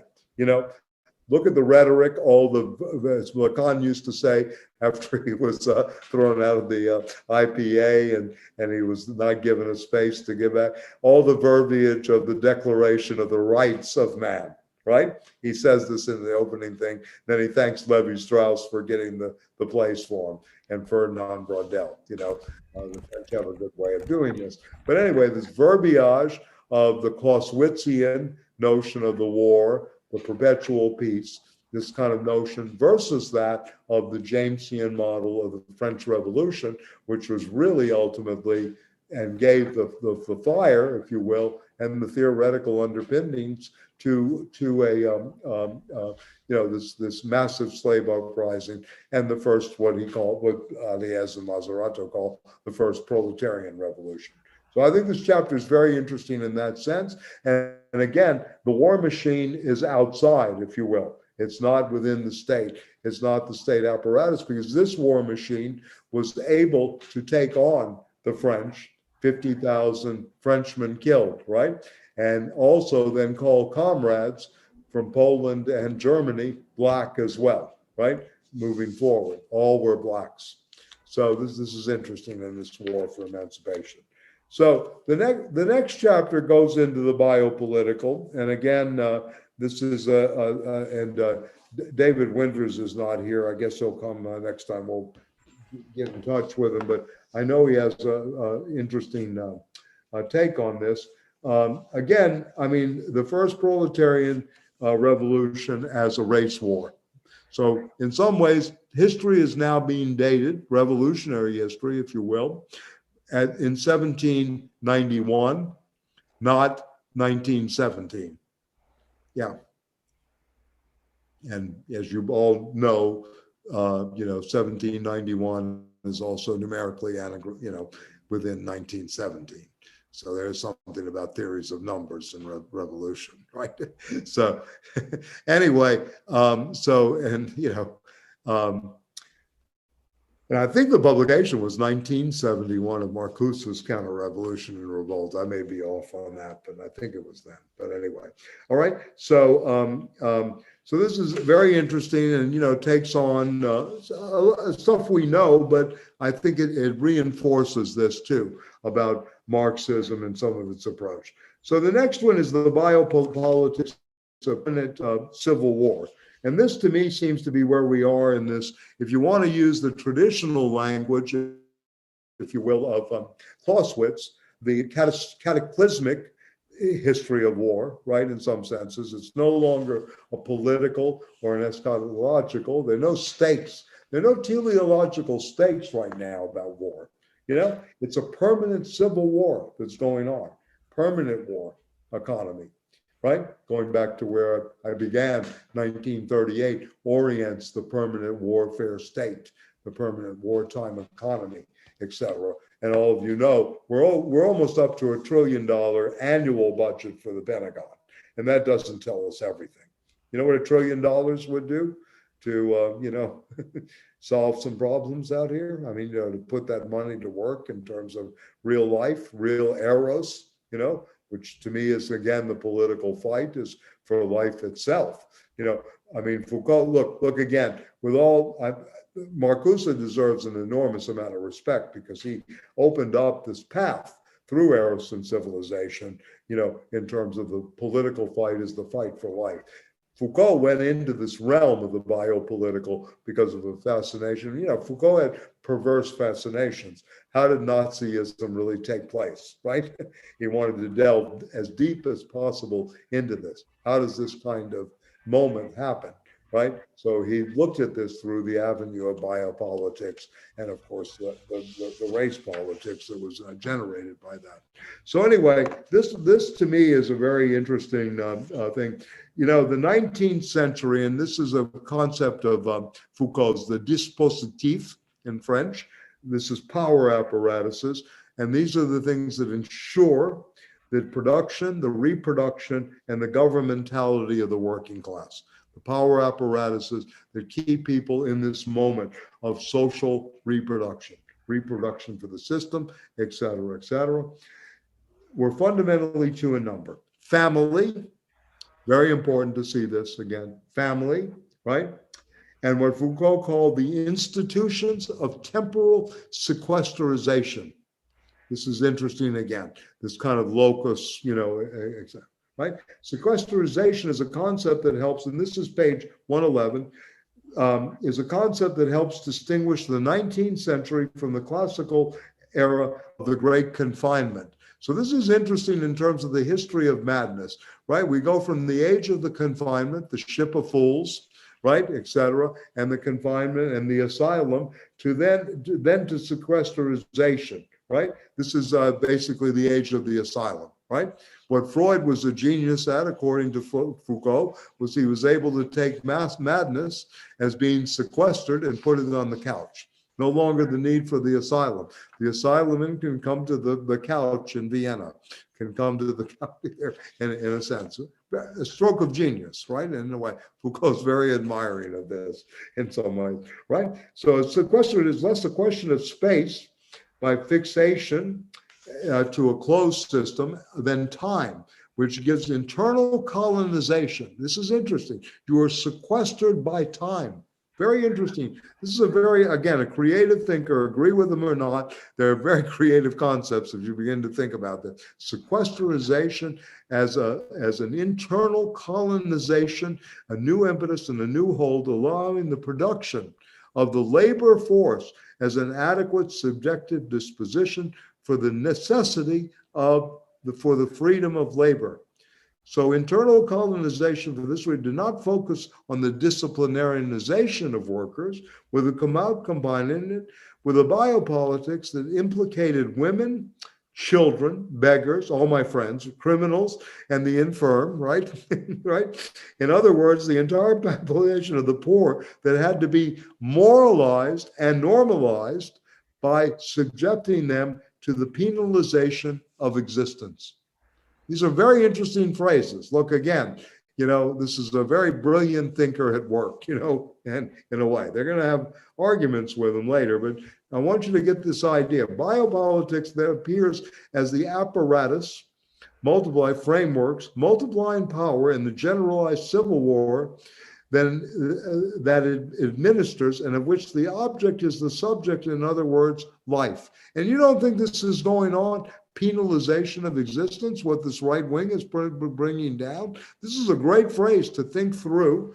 Again, a concept that really has a lot of validity today. I mean, and what we're going through in our own, quote,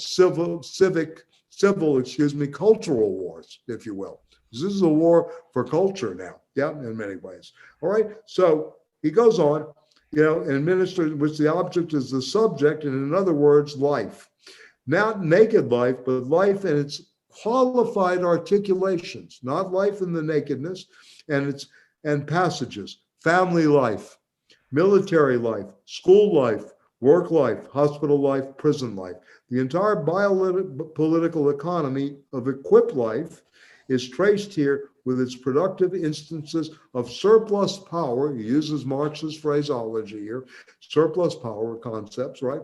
Renewing its intensity as well as in the extension, the disciplinary model of the state structure deployed at present through all state social mechanisms. Thus, the institution of work time presupposes the biopolitical control and disciplinarization of all temporalities.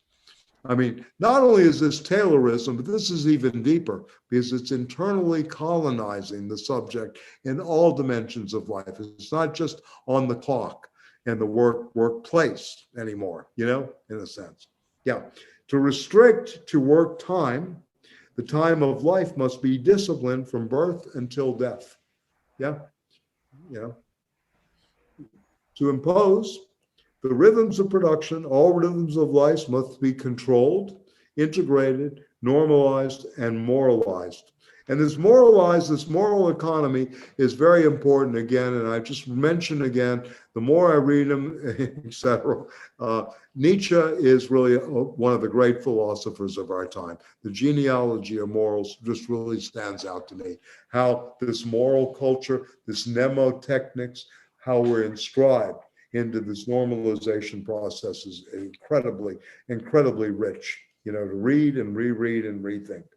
It was necessary to hunt down festive revelry, absenteeism, gambling, and notably, the lottery is a bad relationship to time and expecting money from the discontinuity of chance rather than from the continuity of work. The worker had to be made to master chance in his life, illness and unemployment, mastering chance. And by the way, again, I'm sorry I do this, but I'm not sorry really. I think it elucidates in some ways another book, The Taming of Chance by Ian Hacking, Ianhacking, a brilliant book about how chance is eliminated during the 19th century. It's an investigation into these disciplinary techniques by a British philosopher. Yeah. He wrote a great book called What Does Language Matter to Philosophy, too. I like Hacking very much. But anyway, to make him responsible for himself until death, he had to be taught the quality called hindsight, foresight, by offering him saving banks. Yeah. So I like this very much. Gave them the foresight by giving saving banks. Long-term care. Why doesn't the state give long-term care? Now people have to save in the banks, right, for long-term health care, right? Just in case, right? The left can't think about, why don't we get the praxis troops together to go to our friends that are aging, et cetera, to give them good care at the end? What's the point of this? Instead of paying the insurance companies all this money so that they can build new buildings, right, in downtown Manhattan and in Midtown and all across the Hudson River now, instead of doing this, why don't we think through, what will we do in terms of another kind of economy that deals with these kind of issues? Very important to my mind, to think about this. If you're going to think through an alternative, how this contributes, this kind of stuff, to long-term. I know I'm not telling anybody to give up their long-term care policies. I'm not, please don't hear me that way. But I'm thinking about the people that don't, have, and this is a way of reaching people, You send out a group of cadre, right, that are going to, they're going to maybe start talking about other things, these families, right, about something different. This is a way of reaching people. See, the right figures this out. You better go see your sick aunt today. I'm going to beat you up, says the right family, in a sense, right? You better go see Aunt Minnie, whatever, et cetera. So anyway, I think this is important to kind of think through alongside this, because they're onto stuff with Foucault here. So the continuity between the workshop clock, production line stopwatch, and prison calendar, which constitute the training of the labor force in the strict sense, implies a transversal disciplinarianization to the time of production alongside the time of savings, the time of reproduction, and free time. Yeah, time being the only good owned by proletarians. The worker exchanges work time for salary, while the criminal is constrained to exchange time, that is of freedom, to pay for a crime, most often against property. Marxism, up to the most innovative heterodoxic Marxism, moves in the opposite direction. Capital first appropriates working time. And this is interesting. This is a very nice condensed version of the argument between those thinkers of the biopolitical and those thinkers in the Marxist tradition about capital. So let's see. Yeah, Marxism moves in the opposite. Capital first appropriates workers' time, and then after a long path leading to the end of the Second World War, exploit the time of life in consumer society, and more intensely, diffusely in post-Fordism. So they're looking at a very different thing here in the biopolitical. I think this is a very nice condensed version of a debate that started maybe 20 years ago, 25 years ago, especially in Europe. It came here afterwards, the major representatives, of course, are Roberto Esposito, who wrote a book. He actually has a concept of community as immunitas, where we built a community of immunity from things, in some ways. And he has all these different notions. And then, of course, Giorgio Agamben, who basically has long arguments with historical materialism. So anyway, I think this is a very, very significant chapter because it's Foucault both with and against Marx together, right? In some ways. And I'm sorry he's not around, but we know someone from the Negre faction, who we recently met, in terms of Italian people. He's writing his dissertation on Foucault and Marx, and he would have been good to come. But I'll see if I can get him here later in the summer to kind of present maybe a few things on this. He's very much on top of this. Negre himself, before he wrote constitutive and constitutive power, constituted and constituent power, which was translated as insurgencies, actually read Foucault very carefully and took into account some of these biopower movements. And this is one of the reasons the orthodox Marxists don't like him. Okay, with the Industrial Revolution, we passed from the localization of individuals, in other words, their attachment to land space on which sovereignty can be exercised and from which rent can be taken, to a temporal sequesterization. So this is interesting, from the economic concrete to the temporal sequesterization. Sequesterization is a temporal cycle that captures individuals in such a way that their life is always subject to the homogenizing time of capital. This is interesting, homogenizing time, very interesting concept, right? Of capital, and that as a result, thoroughly socialized. To think temporal sequesterization, we cannot look only at the spatialized frameworks or apparatuses like the factory, the school, the hospital, etc., even if time regulates discipline there, or remain with the sole question of the internalization of the discipline of time. Savings banks, contingency funds related to what in the 20th century would be called welfare, and they have, and I read analogically. You can read the section on welfare capitalism later in this, a very, very great chapter on from warfare to welfare, back to warfare, right? They have later. Represent apparatuses of control, disciplinarianization, and production of social norms that attach proletarians to the temporalities and rhythms of capitalism, while taking it into a discursivity that takes up the quotidian, the individual, the personal, the body, and the sexual in a space defined by instances of sequesterization. Very interesting, right? You can see the film at work, the architecture here. Very interesting.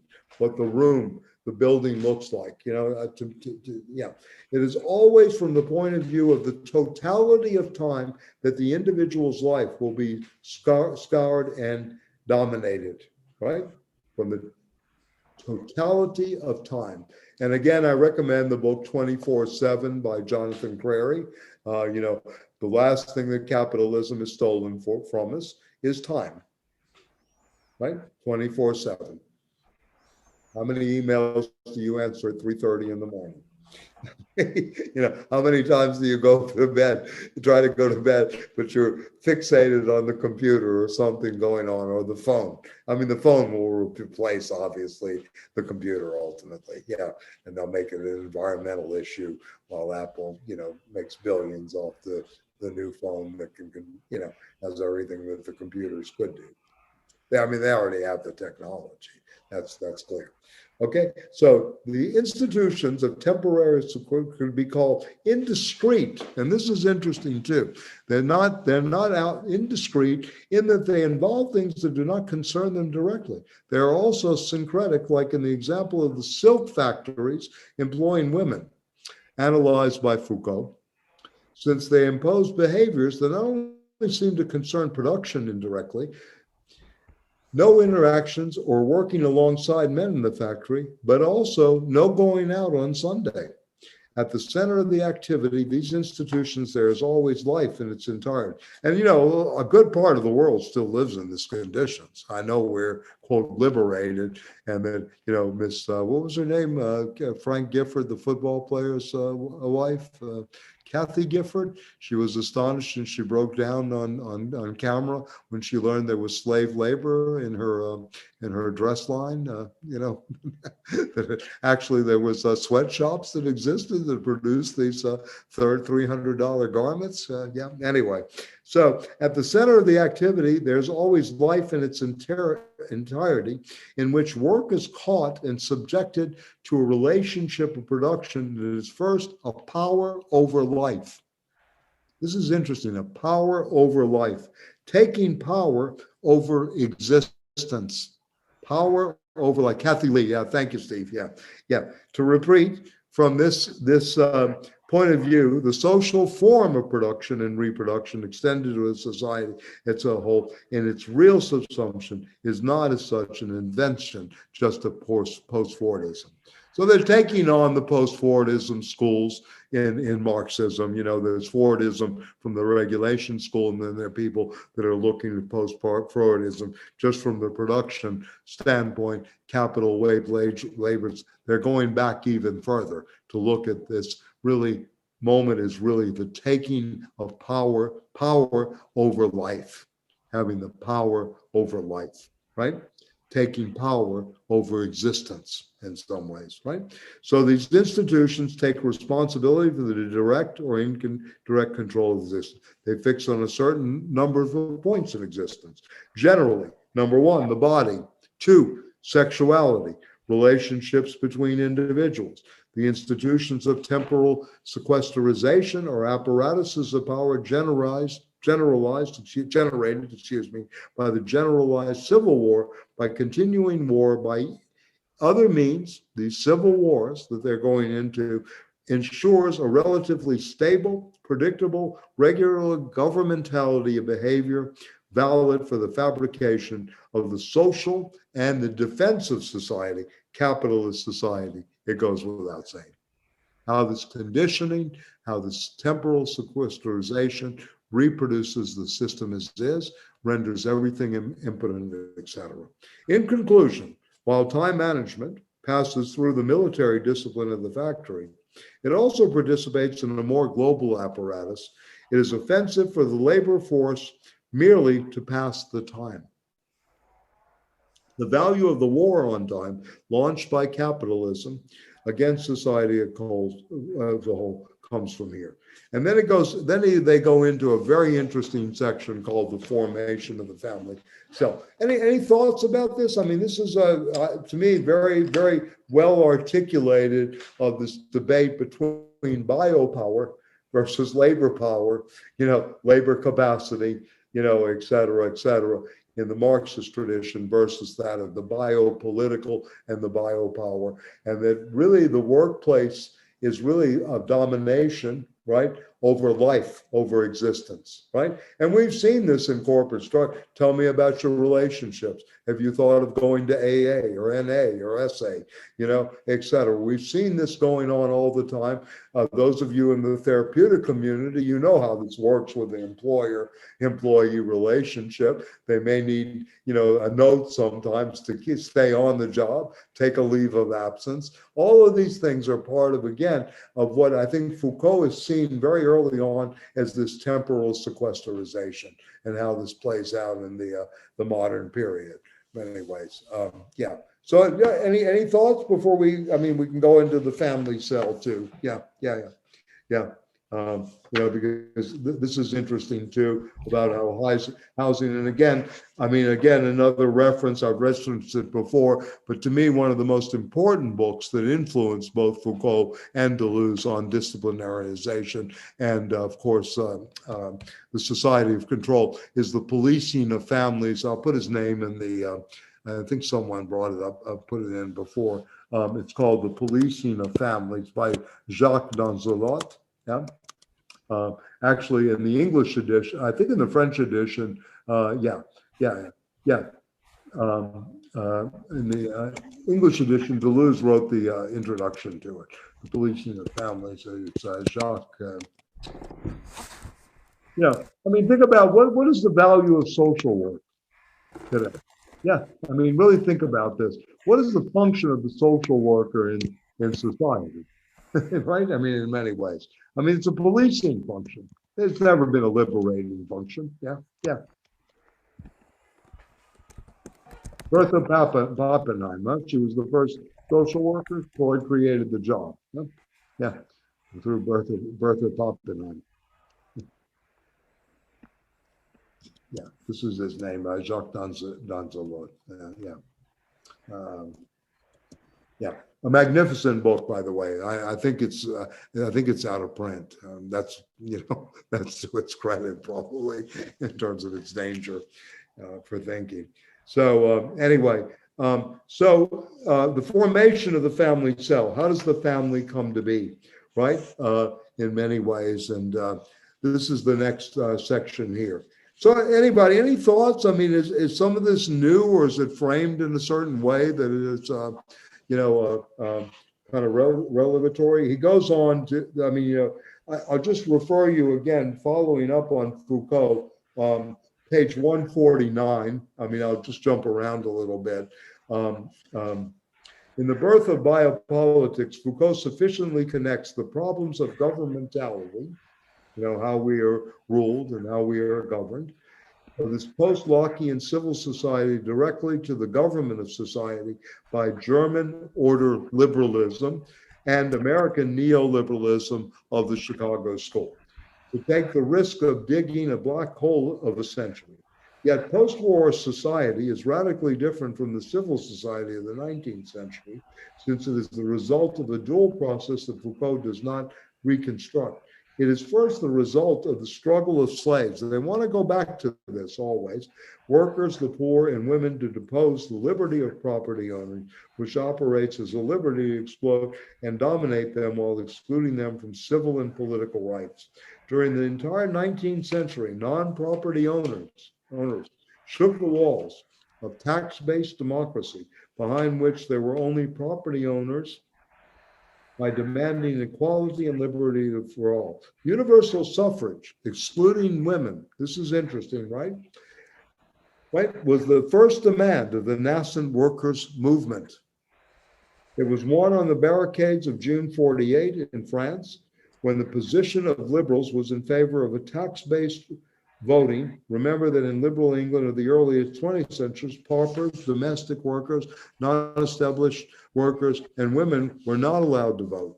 Freedom of the press, gathering, association were also won after intense struggle. And then, do we need to mention that post-war society was created by the two world wars that mobilized the population as a whole, right, by reversing the demand for equality of the 19th century revolutionary moments into an equality of the involvement of everyone in war? This is a very good question. Without this dual rupture with the civil society of property owners, it's impossible to understand the reality of the society and the new liberalism that governs it. So then they go on to Foucault again here. So this is a very, again, but going back to the family here, they're going to engage this. Sorry, I'm on another page here. I'm sorry. They're going to go back to the formation of the family cell and what happens right here. Yeah. So the temporal sequesterization to the formation of the cell.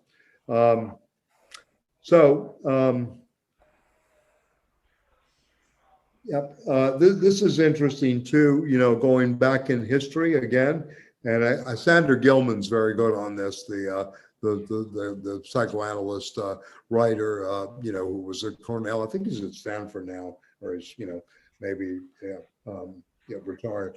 The campaign against masturbation by children, which mobilized so many doctors and educators from the end of the 18th century to the end of the 19th century, encouraged the bourgeois family to eliminate all intermediaries, preceptors and nannies, to remove, if possible, domestic workers, including wet nurses, and transform the family space into a space for constant education and surveillance. Very interesting. This is pages 117, 118. While benefiting the spread of domestic medicine, masturbation is an illness, quote unquote, The body of the child was supposed to become the object of permanent attention from parents, right? Some thoughts concerning education is one of the first systematic examples.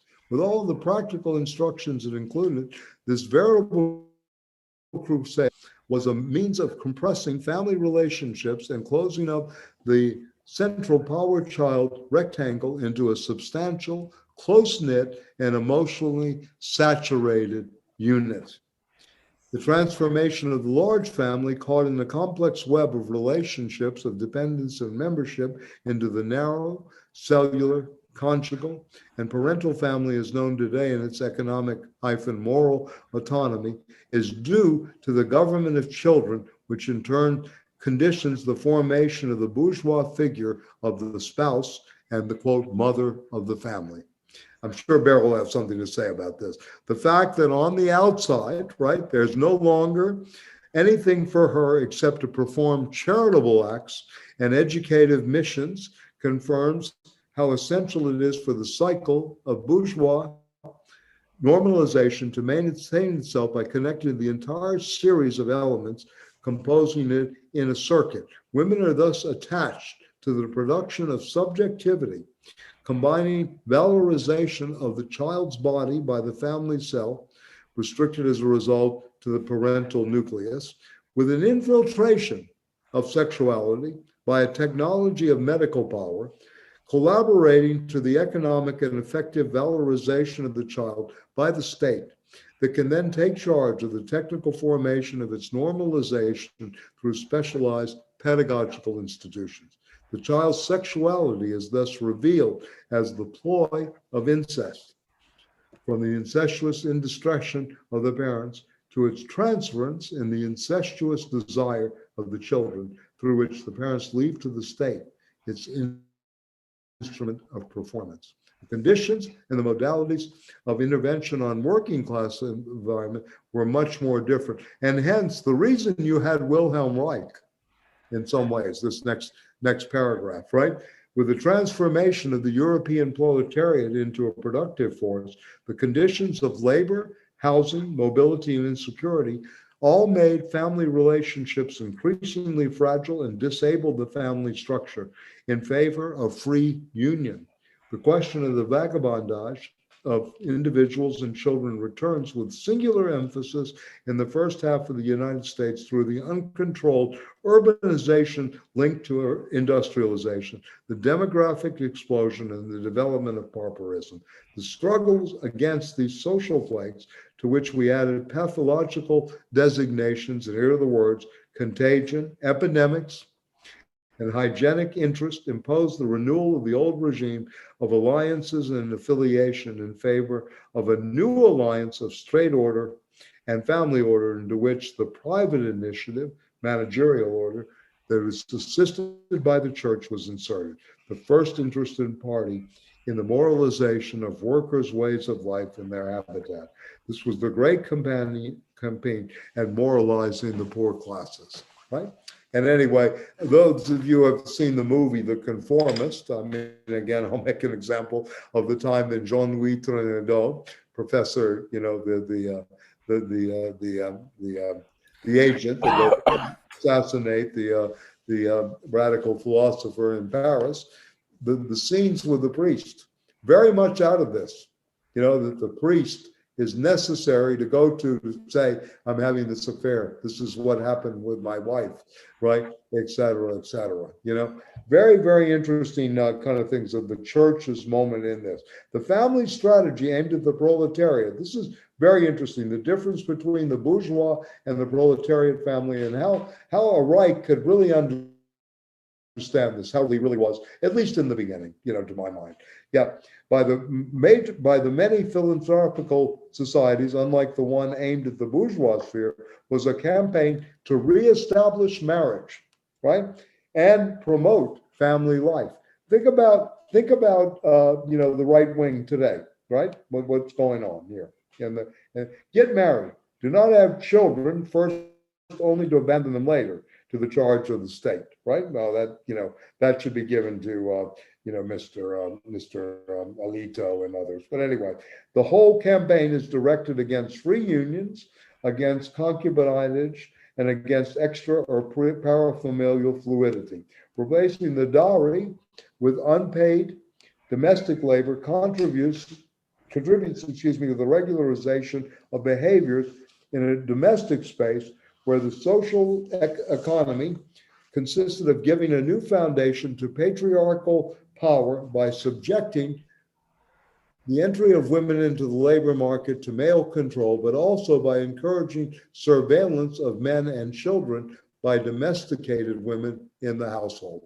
So, Beryl, I'll let you speak to this maybe, since this is a field that you're very interested in. And I thought this is a very interesting section, the difference between the bourgeois family, the question of the masturbation, the whole question of this relationship that's formed versus that of the proletariat relation or that sphere, or,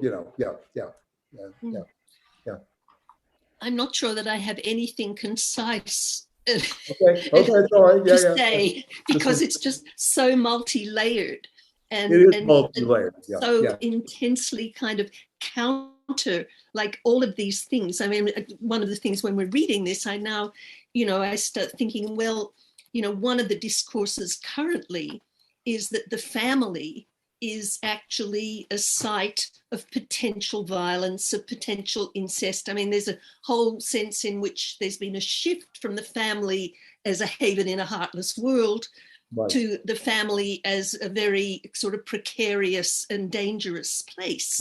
There's just so many levels.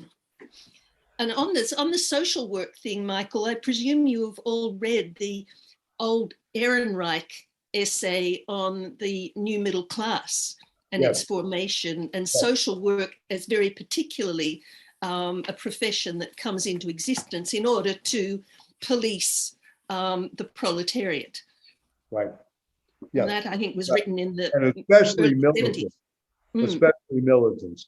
Social workers are the worst in the unions too, today, in many ways. They're there to police militants. And very self-interested groups. In many ways. So interesting in a way. I mean, David can correct me and Jane if I'm wrong, but I think Bertha Pappenheim in the case of Anna O was she was the first social worker who took up social worker. It was a very different moment at that time. Bertha Pappenheim was her name. Very different person. So I mean, what I find interesting here is the way they're beginning to frame this, through the sequesterization, temporal sequesterization, and going through things that are very much taken for granted, but how the state comes in, and this is creating a new civil war. It's not only the formation of ideology, it's the formation of control. It's a control of time. It's not only the ideas that are being conditioned, etc. It's this control of both time and space, right? Where the collapse is there completely, right? In a sense, these continuums are not seen. And, then how the space is. This is another thing too. When you go, like when I go into a classroom, I want to see the space. I want to know if this is conducive to learning. It's one thing to have a seminar room at Princeton versus having an urban university with no windows in the room, which is basically like a prison, right? Very different learning experience and very different teaching experience, right? In many ways, to have a seminar table, in a way, this is very, very important. In many ways. And, it's not there. I mean, my first introduction, really good introduction to philosophy was in a very beautiful seminar room at the Johns Hopkins Library. And I mean, it was so conducive to learning. You really were sitting around with people that had the books out, that were reading, thinking, it was really there. But I mean, that was in an institution that has a class configuration, is a, quote, semi-elite, place, or not semi, but but anyway, but this really is important, and we don't think this through either, in a way. These kind of things. So Foucault was always very good on this. I mean, in a sense that the David Harveys, they'll read The City of Paris, they'll go through rebel cities, they'll do these general things, but they don't really go to the depth here, right? What is being created in terms of this new civil war? What is being created, in this kind of temporal sequesterization? I think it's very important. And this whole thing about, the sexuality of and morality of the bourgeois children versus that of the proletariat that's just going to drink Budweiser and gawk at women after, it's a very interesting way, the way the stereotype and then the behavior takes hold, right? In a way. Yeah. So, yeah. How is Trump created? Right? I mean, in some ways, when you think about this, think about, what was the childhood like? What was the thing? I don't know. Has there been any good psychoanalytic accounts of Trump? Not really, I guess, huh? His niece, huh? Or whatever. That's not a bad book. It's not a bad book? Okay, Yeah, thank you. she Okay. gets into the totality of the family in a fascinating way. Okay. And it's sort of like her first book. So I think she came into her own more with The Reckoning, which is not so much about him, but that's a fantastically well-researched study of slavery in the United States. I mean, you really feel like, wow, she's unleashed herself as a writer. This first book is a little clumsier, but it does get into the ugliness of the Trumps in a way that has clinical distance from it, where it doesn't feel like I'm just here to tear them down, but there were serious problems, and this is how these people got this sick. And Gotcha. Yeah. a fascinating split with the brother being sick as a formal addiction to alcohol, which killed him in his 40s, and Donald being much more sociopathic than this. Even as a boy, he was uncontrollable. It was striking. It's like he was cruel to animals. He was sent to reform schools. He was that out of it. None of it worked. The cult of the military academy. Yeah. Right. Right. I got it. Yeah. So no, this is very interesting. So this whole thing of the establishment of marriage again, if the good worker, and this is very interesting too. If you look at page 120, 121, again, I say Reich is very important. Starting in the years 1820 to 1825, executives, philanthropy, public energy, the house, family, and new domestic habitat, of which the current example is the working class housing project. 1820 to 1825. Very interesting here. And it was announced as being the tomb of the riot led by the insurgents of 1848, and it would end the era of revolutions, of the people in arms with its pavilion model. This is interesting when you begin to really think, and separation into 3 rooms. While the bourgeois family was constituted by means of a tactical constriction of its members aimed at suppressing or controlling an internal enemy, that the domestic servants, they take the place of the desire that is spied on and under surveillance. Proletarians, on the contrary, were asked to divide their bodies, right, into a strategic space of separation. 1 room for the parents, 1 room for the children, and 1 common room. The model appeared around 1830 in plans for the first worker cities to avoid sickening promiscuity while excluding the stranger, the sleeper, in other words, the lodged bachelor who opened the familial space onto a social field where desire is not absent. Very interesting, right? The working class family and the workers' housing were therefore both protected against the conditions of reality of potential adult incest and raised up against external temptations leading to the cabaret or the street, right? I like this very much. The House family would thus see all its members fall under a regime of liberty and residence under surveillance by the collective structures of managerial disciplinarianization, which are the very principle of the biopolitics of a liberal society towards the working class population, which is to be settled in this matter. The first thing I would ask, if someone came to me for therapy, how do you live? What is your bedroom like?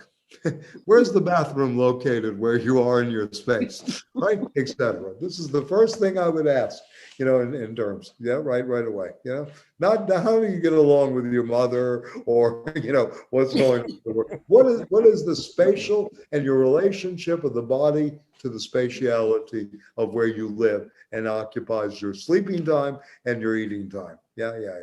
Who's Brandy X? I'm sorry, tell us, Jane. Yeah. She was. I'm sorry. Yes. She went on. She's a psychiatrist at Yale who wrote a lot of articles about Trump and somehow then got fired for the Goldwater law. But really, I think Alan Dershowitz had it out for her because she was also commenting on his behavior. She's Torquean, right? In background, is she? Yeah, she's Asian. Right. I don't know what she's doing now, but she wrote some really good articles on him. No, interesting. Yeah. So anyway, to go back to this thing, the House family would thus see all its members fall under a regime of liberty and residence under surveillance. You're free to roam anywhere in this, but you're under, surveillance by the collective structure of managerial disciplinarization, which are the very principle of the biopolitics of a liberal society towards the working class population, which is to be settled in this manner. If the good worker is the pater familias, and I'm on page 121, he is anti-sublime. He's the anti-sublime. It is easy to understand the economy that pushes workers to become homeowners. Interesting. You want to see the drive at work here, how this is created too. Very interesting. In August 1886 edition of the Review of Hygiene, right? It states, he does not own his house. Soon his house owns him. It performs a complete transformation on him. Yet this transformation also has the result of creating an intimacy that is not limited to the function of demographic wound. Besides the conjugalation, of desire, objectively placed under the law of the factory, which itself depends on it, wasn't it born in the separation of the place of residence and the space reserved for work, the house itself participates directly in the subjective production of individual habits. That's why it's very important, I think, to ask the question, how do you live, right? Number one. What's your space like? Where's the bathroom? Where do you, et cetera, right? Habit, wrote Leon Moran and Patrick Zyberlin, is the missing link of the entire apparatus, incapable of being reduced to the profession, going beyond the social field. It offers a whole, on a microscope, infinitely multiplied pedagogy. It has the role of joining in intensity the two separate territories of productive time and free time by making the total life of the worker the object and the subject of power together, both the object and the subject of power.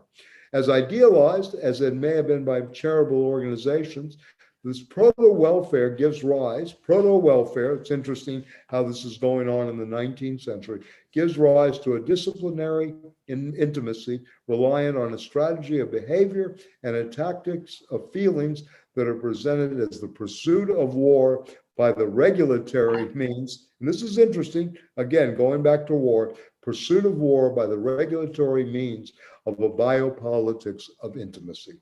This does not mean that the managerial dictatorship of workfare and the military regime of organization of industrial labor stop. In the workshop, I am the leader, you are my soldiers, I give the orders, you must obey. But obedience becomes the object of a science behavior that seals the biopolitical conjunction of disciplines and liberalism, a human science as much as a science of class. These two politics of the production of subjectivity led to an interclasses family model based on, which was called at that time, in reference to the working class world, the house inhabited in a bourgeois manner. It's great, huh? Yeah. Even though it articulates in its very different way the common prohibition in relation to the unhappy games of sexuality and alliance that haunt the modern family arc.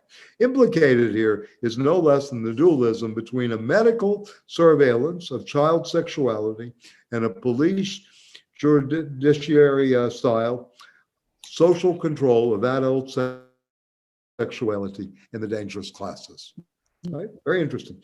There have been two types of constitution of the cellular family, two types of definition of incest, two descriptions of the fear of incest, and two clusters of institutions around this feat. I'm not saying that there are two sexualities, one bourgeois and another proletarian or working class, but I would say there have been two modes of sexualization of the family, or two modes of the familiarization of sexuality, two family spaces of sexuality and sexual prohibition. Very interesting, huh? In fact, while on the one hand, the domestic reorganization of the family around the judicially controlled danger of parent-child mixing was part of the eugenics of the labor force, with the aid of new technologies of training and biopolitical control, with the aim of forging a race of workers. You know, this is interesting play on, Rimbaud, a new race of workers. On the one hand, the medically assisted drawdown of child sexuality by parents took part in forming a class body with a health, a hygiene, a lineage and race, bearing witness to what Foucault called a dynamic racism. Yeah, interesting. A racism of expansion that bore all its fruit in the second half of the 19th century. And then this goes on to now how subjectively we become trained too, or during the classical era. You know, again, this is a very good systematic, if you will, exposition of the biopolitical paradigm that Foucault has given us, right, in many ways, also in contrast to that of just labor time, labor capacity, just the work in the factory and the struggle between labor and capital in this regard, right? It's very, very interesting in that regard. And how this is where there is a war and a civil war of going, right? And so to turn a couple of pages, on page 124, another type of power, or a surplus power, in which the mechanisms contribute to the expanded reproduction of individuals as subjects and as subject to discourses of truth. How does this new discursive regularity, normalization take place? The subjectivization to truth. In the generalized civil war unleashed by liberalism to transform the proletariat into a labor force, knowledge represents the strategic weapon, a strategic weapon. The human science, the nascent social sciences, occupy this function of apparatuses to verify power relatively well. Every power formation requires a knowledge. And this is interesting too, going back to this whole thing of social work as control and almost every discipline. This is why critiques of institution and instituted knowledge must be relentlessly subject to critique, in my view. Have to be stabilized both in power apparatuses, disciplines, governmentality, and in knowledge. Methods of, right? And this is interesting, the power knowledge distinction that Foucault makes, right? Methods of observation, this is knowledge, recording techniques, investigative and research procedures to be ready to govern behavior in a relatively predictable manner. Thus, in parallel to the power exercised on and within the family, a medical psychiatric knowledge was constituted that did not depend on it, but that would be ineffective without it. Medical psychiatric power is the proper of this psych function, right, that continued to spread in the second half of the 19th century by functioning inside each apparatus of power. If psychologists turn up in the school, the factory, prisons, army, and elsewhere, it is because they have entered precisely at the point where each of these institutions was obliged to assert the power exercised within them as reality, right? This power of knowledge is presented as the principle of reality from which the individual is instituted, very important, instituted as a subject. You are not a subject, instituted as a subject, and the subject is constituted as object-effect of an analytical investment that leads him or her to espouse a differential system of development related to a universal norm for which the jurisprudence comes from clinical knowledge. This is very important again, and I want to emphasize Foucault began, with a great, exposition of Dream and Madness, the Dream of Abby Warburg. It's published, Dream and Existence, it's called. It's Binswager's case study of Abby Warburg's dreams, right? And of the serpent, and dreaming of Nazi insignia as well before, too. A Dream in Existence is his first attempt. Then he wrote a book on mental illness and psychology, in which a lot of these things play out, at least in embryonic form. And then the great book on terms of my understanding, in terms of the medical gaze from which they're taking a lot of this, is called The Birth of the Clinic, the book that Althusser had great admiration for. Great admiration. It's the only book of Foucault's that Althusser cited, but anyway, they remain friends, and even despite Foucault's nastiness at times. Anyway, very, very important to see this from the perspective of how the medical gaze is constituted. Remember, Foucault is really trying to say, how do these things come about, right?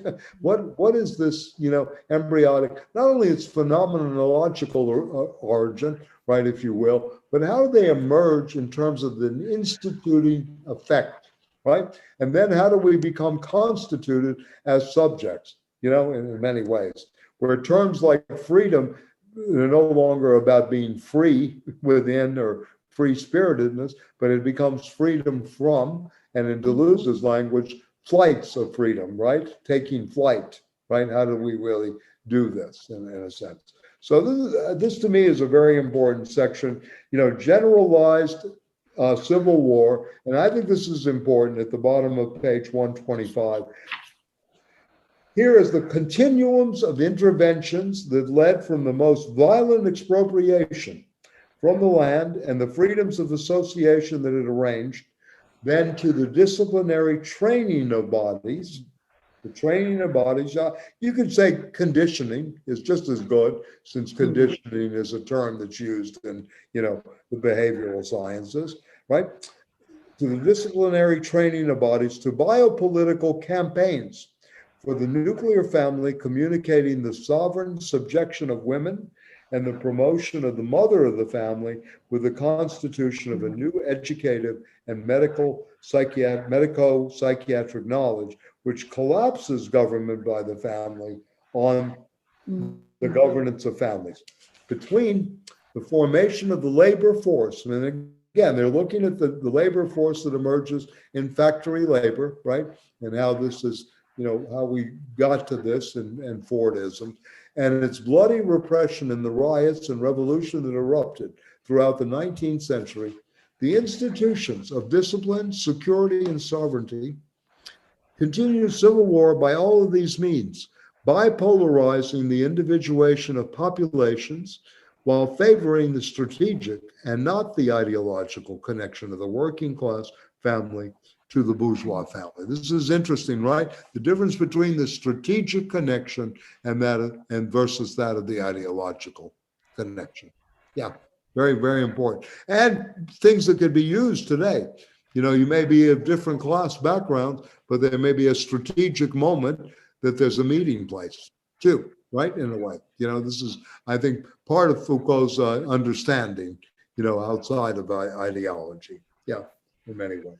So he's going, they're going to, again, this chapter 5, from the two French revolutions into the biopolitical and the war machine, the two histories, chapter 4, and then of course chapter 5 is the formation, of permanent civil war, the biopolitics of permanent civil war. This leads into the new colonial wars, right, in a sense, and it's interesting that they use at the quotes, and this is on page 127, to Tocqueville and around Algeria, right? Around us, life had been extinct. The first report on Algeria, right? The war, as everyone knows, like anything other, recollections of European tactics are good for nothing and are often harmful. This is the author of Democracy in America speaking, right? In a way, right? Yeah. And then between the Napoleonic Wars, and again, they have a temporal sequence here that's interesting in between the Napoleonic Wars, right?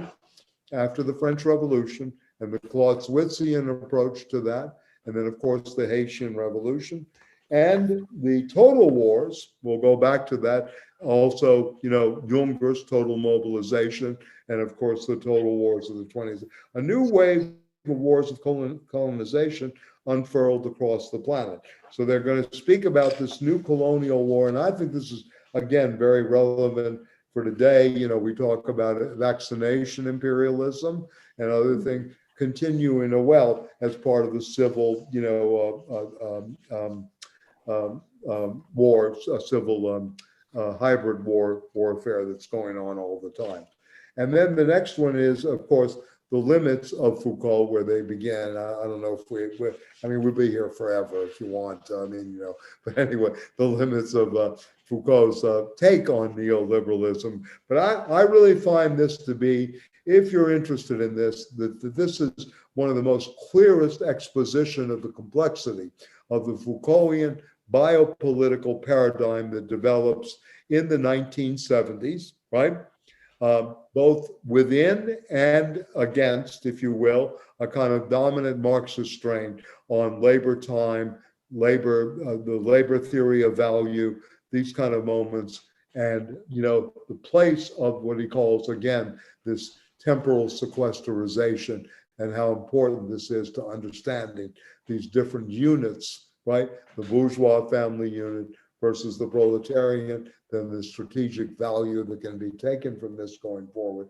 And you begin, if you really study this, I think this can demand a very good rereading of Reich on the working class, right? Very much about working class sexuality, especially, which Reich was a master of, character analysis, etc. Reich really understood this, of course he's, yeah. Go ahead, David. Yeah, you want to say something? Yeah. No, I actually didn't. No, it's okay. You can laugh. But it does feel like it's interesting to bring in Reich in this way, where, as I see it, it's like Reich is just so out there in this way. He's not a sophisticated philosopher. He's a very interesting man, but it's not as Baroque as Freud, Foucault. No, he's not in that kind of thinking. No, that's true. But there's so much focus in Reich in a kind of certain positivism biologically that your body will de-armor and explode with ecstasy. And wonderfully idealistic, but it seems to me a little naive that there's really no space for Thanatos in Reich much, except for this idea. Well, that's the argument with Freud, right? That, that was the argument. That really was the whole thing with Freud, that the death drive doesn't exist, really exist. Right? But if we move over to Foucault, it feels like one of the things he strangely, as I hear it, isn't talking about directly is the sense of pleasure. Like with Lacan, you do have jouissance. Foucault, it seems kind of like everything's sort of like, you'll get there, but it's going to be a hell of a struggle. We're not going to have any orgastic release here. We're not going to have a biomorphic, perverse, delightful explosion of your body while you think about all this. You're going to be in that tough library sweating it out, pal. Am I missing something? Well, I mean, I think Foucault's more interested in the means of jouissance, right? He's more interested in the practices and the mechanisms, right, that are happening there than Lacan, who is just the experiential. I mean, in some ways, I think there's a difference, right, in many ways. And I think when you go from, quote, when Reich, I mean, the reason I mentioned Reich is he really thought the working class, was sexually repressed because of all, he doesn't go to this length of Foucault, but he thought that there was this incredible sexual repression that had to be addressed. So this is what he was looking at, the armors and the layers. It's not a sophisticated, you're right. He's not a sophisticated philosopher, but he really, in some ways, understood this, right? In terms of what this class difference was, right? In a sense. So he's coming out of this 19th century articulation that Alliez and Lazzarato are speaking about. So I think, in some ways, Foucault is not Freudian, right? No question about that. I mean, he understands the value, right? Whereas Lacan is very Freudian with a French twist, French Freud, as he used to be called, right? And in a way. So, yeah, I mean, you're right about Foucault. I mean, the struggle is there. But he's more interested in the uses of pleasure, the name of the second book of the Self, that history of sexuality. And, he's a historian. And he's looking for a different kind. He's looking for what he calls epistemes. How is knowledge and power working together? Yeah, in many ways. I mean, yeah. So, yeah. I mean, Lacan's different in a sense that in the way that he'll create the master discourses, right? And Patrick knows, I mean, you have the discourse of science, the discourse of the university, the discourse of the analyst and the discourse of the analyst. And these discourses are always crossing and operative, constantly, right? Yeah, the four master discourses. And of course, the master discourse, as we learn from the other side of psychoanalysis, or the other, really literally the other side of psychoanalysis, is capitalism, the master signifier in some way. That came down after May of '68 when he says, you're looking like, for Marcuse, part 2, the synthesis of Marx and Freud, right? So, again, these have, I think, historical context. But yeah, but I mean, I agree with you about Reich. I mean, it's not a sophisticated, but he's really looking at how the psychology is, why is it be against their own interests, right? I mean, he really asked this question in Listen, Little Man. He asked this question in many of his works, right? The Murder of Christ. He's asking these questions in a kind of, more in a socio-psychological way, right? And a psychoanalytic way, right? I mean, if you want to, look at it that way. Yeah. So if we think of the concept of the episteme, it feels like what's sort of working for, we could say, the phenomenon now in 2022 of the Trumpanzee. If Trump kicks the bucket, we shall have gazillions of people who think this way, have been inspired by this, whatever, they're going on and they're, deranged little buzz. It's sort of a perverse episteme of disconnecting knowledge from power because they're aggressively interested in the not knowing. They don't want to know what happened on January 6th. They don't want to know that Trump University was a fraud. They're just so massively an episteme that's been dirempted. Or is that kind of more the point of the episteme, to say knowledge and power are not actually so directly connected? They, in fact, may be there because they're really the exact reverse phenomena that bubbles up at a particular moment. To my mind, in very vulgar terms, and I'm sorry, what Trump really does is he gives back, potency, power to a class that has been basically castrated. This is what he appeals to. When you really think about this, Trump emerges in terms of giving back. It's a complete false sense, it's in a way, but this is very powerful. So there's no need for knowledge. There's only a need for power, and the power of, you feel this way, I'm going to make you feel great again. All this kind of stuff, in many ways. So there's some kind of, discharge there that they play to very effectively, because it's not about the Enlightenment. It's not about becoming educated. It's not about learning. It's not about the accumulation of knowledge. It's about the use of, sloganeering, propaganda, etc. It's about revenge. Power that's been left. Yeah. What's that, Phil? I'm sorry. I said it's about revenge. Well, maybe it's about revenge. Yeah. I mean, in a way. Yeah. I mean, it could be the white man's revenge, and in many ways that's playing out there, or the white. I mean, what he takes different groups within the population, identifies, what is what they feel powerless about and who they feel is oppressing them. And then he offers this vengeful release, that essentially goes nowhere, but for the moment it's put on offer. Right, but I mean, again, look, nobody that takes up the slogan Crooked Hillary or Sleepy Joe goes back and tries to get the knowledge on that. I mean, I'm going to play on David's point. They don't really care. It's the phrase itself that resonates in terms of the power, right? In a sense. I always knew she was crooked. I don't know anything about this relationship with Carnival Cruise in Haiti. I don't know anything about a relationship here or how they built this foundation, et cetera, et cetera. So this is not what they care about. It's this accumulation around, and again, you might be right, the revenge, this thing. It's no accident that the two main folks that they went after were the Clintons, Hillary Clinton, and then Barack Obama.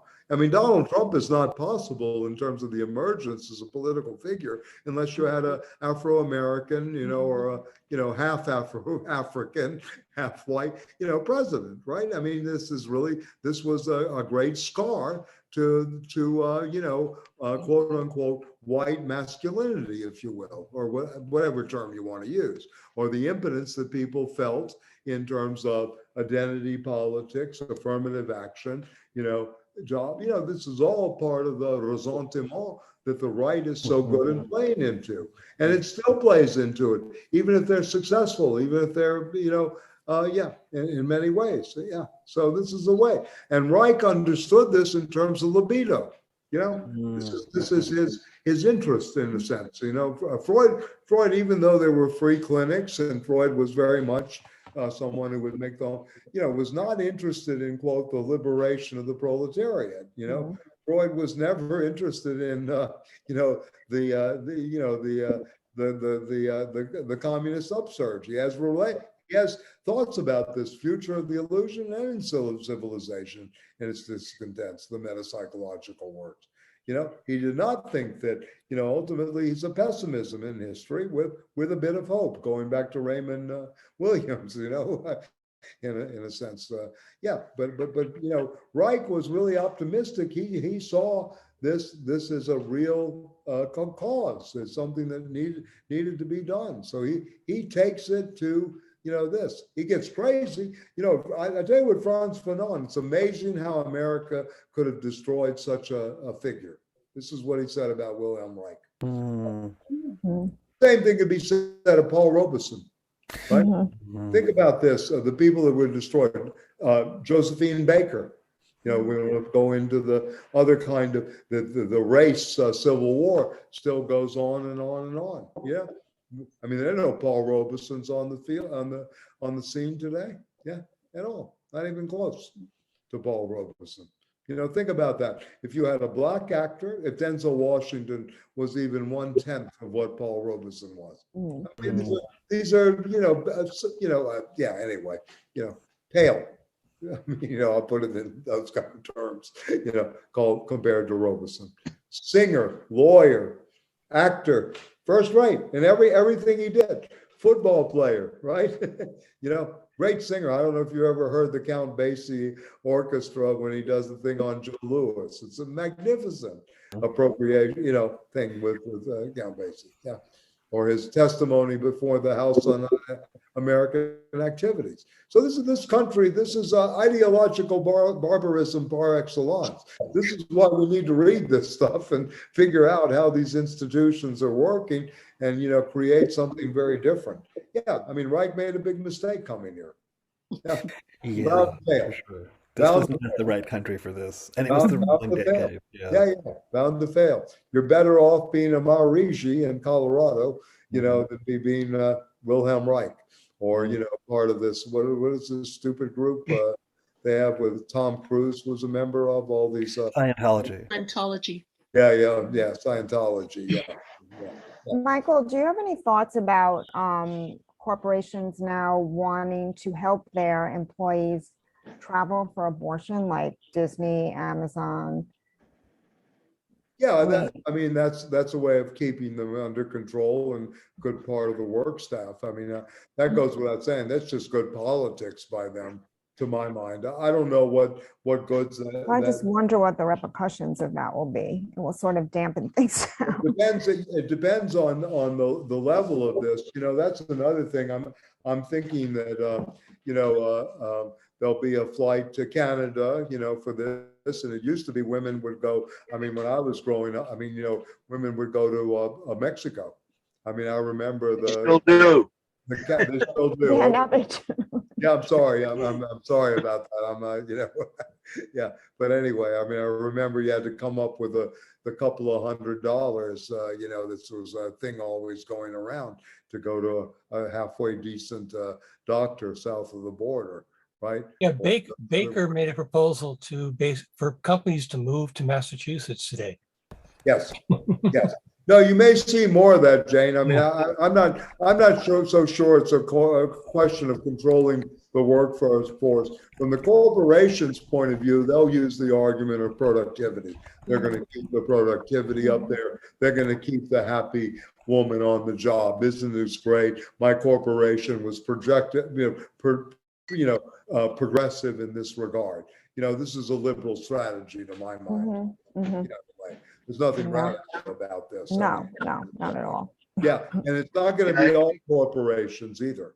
I mean, I think it's performative virtue signaling. Yes, exactly. Yeah. Going on. Yeah. So anyway, I mean, the corporations, they have people that study this. How can we keep the Jane at the workplace, so to speak? How can we keep this person in the loop? And that's the way of doing it, right? It's just like the question of taking a position on civil rights back in the day. Who breaks that kind of barrier, et cetera. But I mean, to me, it's not. Yeah. I mean, I mean, the problem is going to be, to me, in all of this, is what is going to be the policing, right? In a sense, crossing state lines. Is there going to be a police operation in terms of a woman from Alabama all of a sudden ends up at Patrick's house in Massachusetts? I needed an abortion, something like that. Or are we going to get to that point? I mean, that's the horrific, dystopian notion of it. But yeah, no, this is an insane country. I mean, no accident that I like, to translate capitalism has lost its mind. It's not only capitalism, it's these people that are, the value of spirit is no longer there. I agree with, the spirit of this is completely different. It's all about power and control. And this is, again, something that Foucault recognized that a lot of Marxists didn't. What is this power of control? See, the corporations, to my mind, making a move like that are actually affecting a new kind of control over their workplace in some ways. I'm not saying they shouldn't do it. Please don't hear me that way. I mean, I'm not against them. I mean, doing the ball, but it does enforce a new system of control. They may even ask, do you need help, right? But that's an invasion that is no longer private life, right? This is that it becomes part of the work. The workplace is not only in your bedroom, place, but it's in the bedroom. Yes, in your uterus. Yeah. So anyway, so I mean, there's a lot of work still to be done in this book, and so you guys, if you want to continue, I can do the 19th of July. I can write up something about this too. I'm in a pretty good writing mode, so hopefully I can maybe thematize it a little bit. I thought the section is really good on the family here, and this notion. I really like this concept of sequestered, time. Yeah, and it gives you a different outlook on Daniel Patrick Moynihan. Absolutely. Yeah. Absolutely. And the Chicago School of Sociology, too. Yep. Yes, indeed. And David Harvey in terms of the architecture and the housing arrangements and what should have been really brought up instead of just the romanticization of Paris as capital city and, et cetera. Yeah. I mean, I think they're doing for this notion of social control and disciplinarization what someone like Benjamin did for commodity fetishism with the Arcades project. I think this is very important work that's going on and opens up a lot of avenues, channels of thinking in a different way for me. Yeah. So anyway. So yeah, I mean, whatever. I mean, again, if I can contact Matt from Greece and say I'm feeling strong, and maybe we can do one when I'm in Greece. That's going to be 2 in the morning. It's okay. I mean, I can do it, but it depends on what's going on.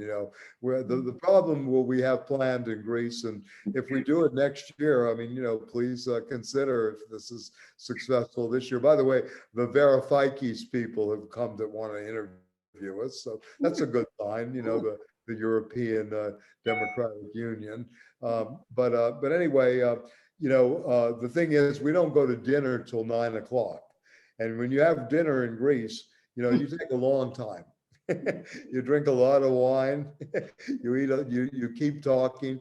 I was not lying when I said 5 o'clock in the morning. All the waiters sit, etc. So if it happens, it happens. But if not, is Tuesday the 19th good for? I mean, I can do that, and then we can continue back to the regular schedule. Yeah. Okay. Good. So this gives you some time to read.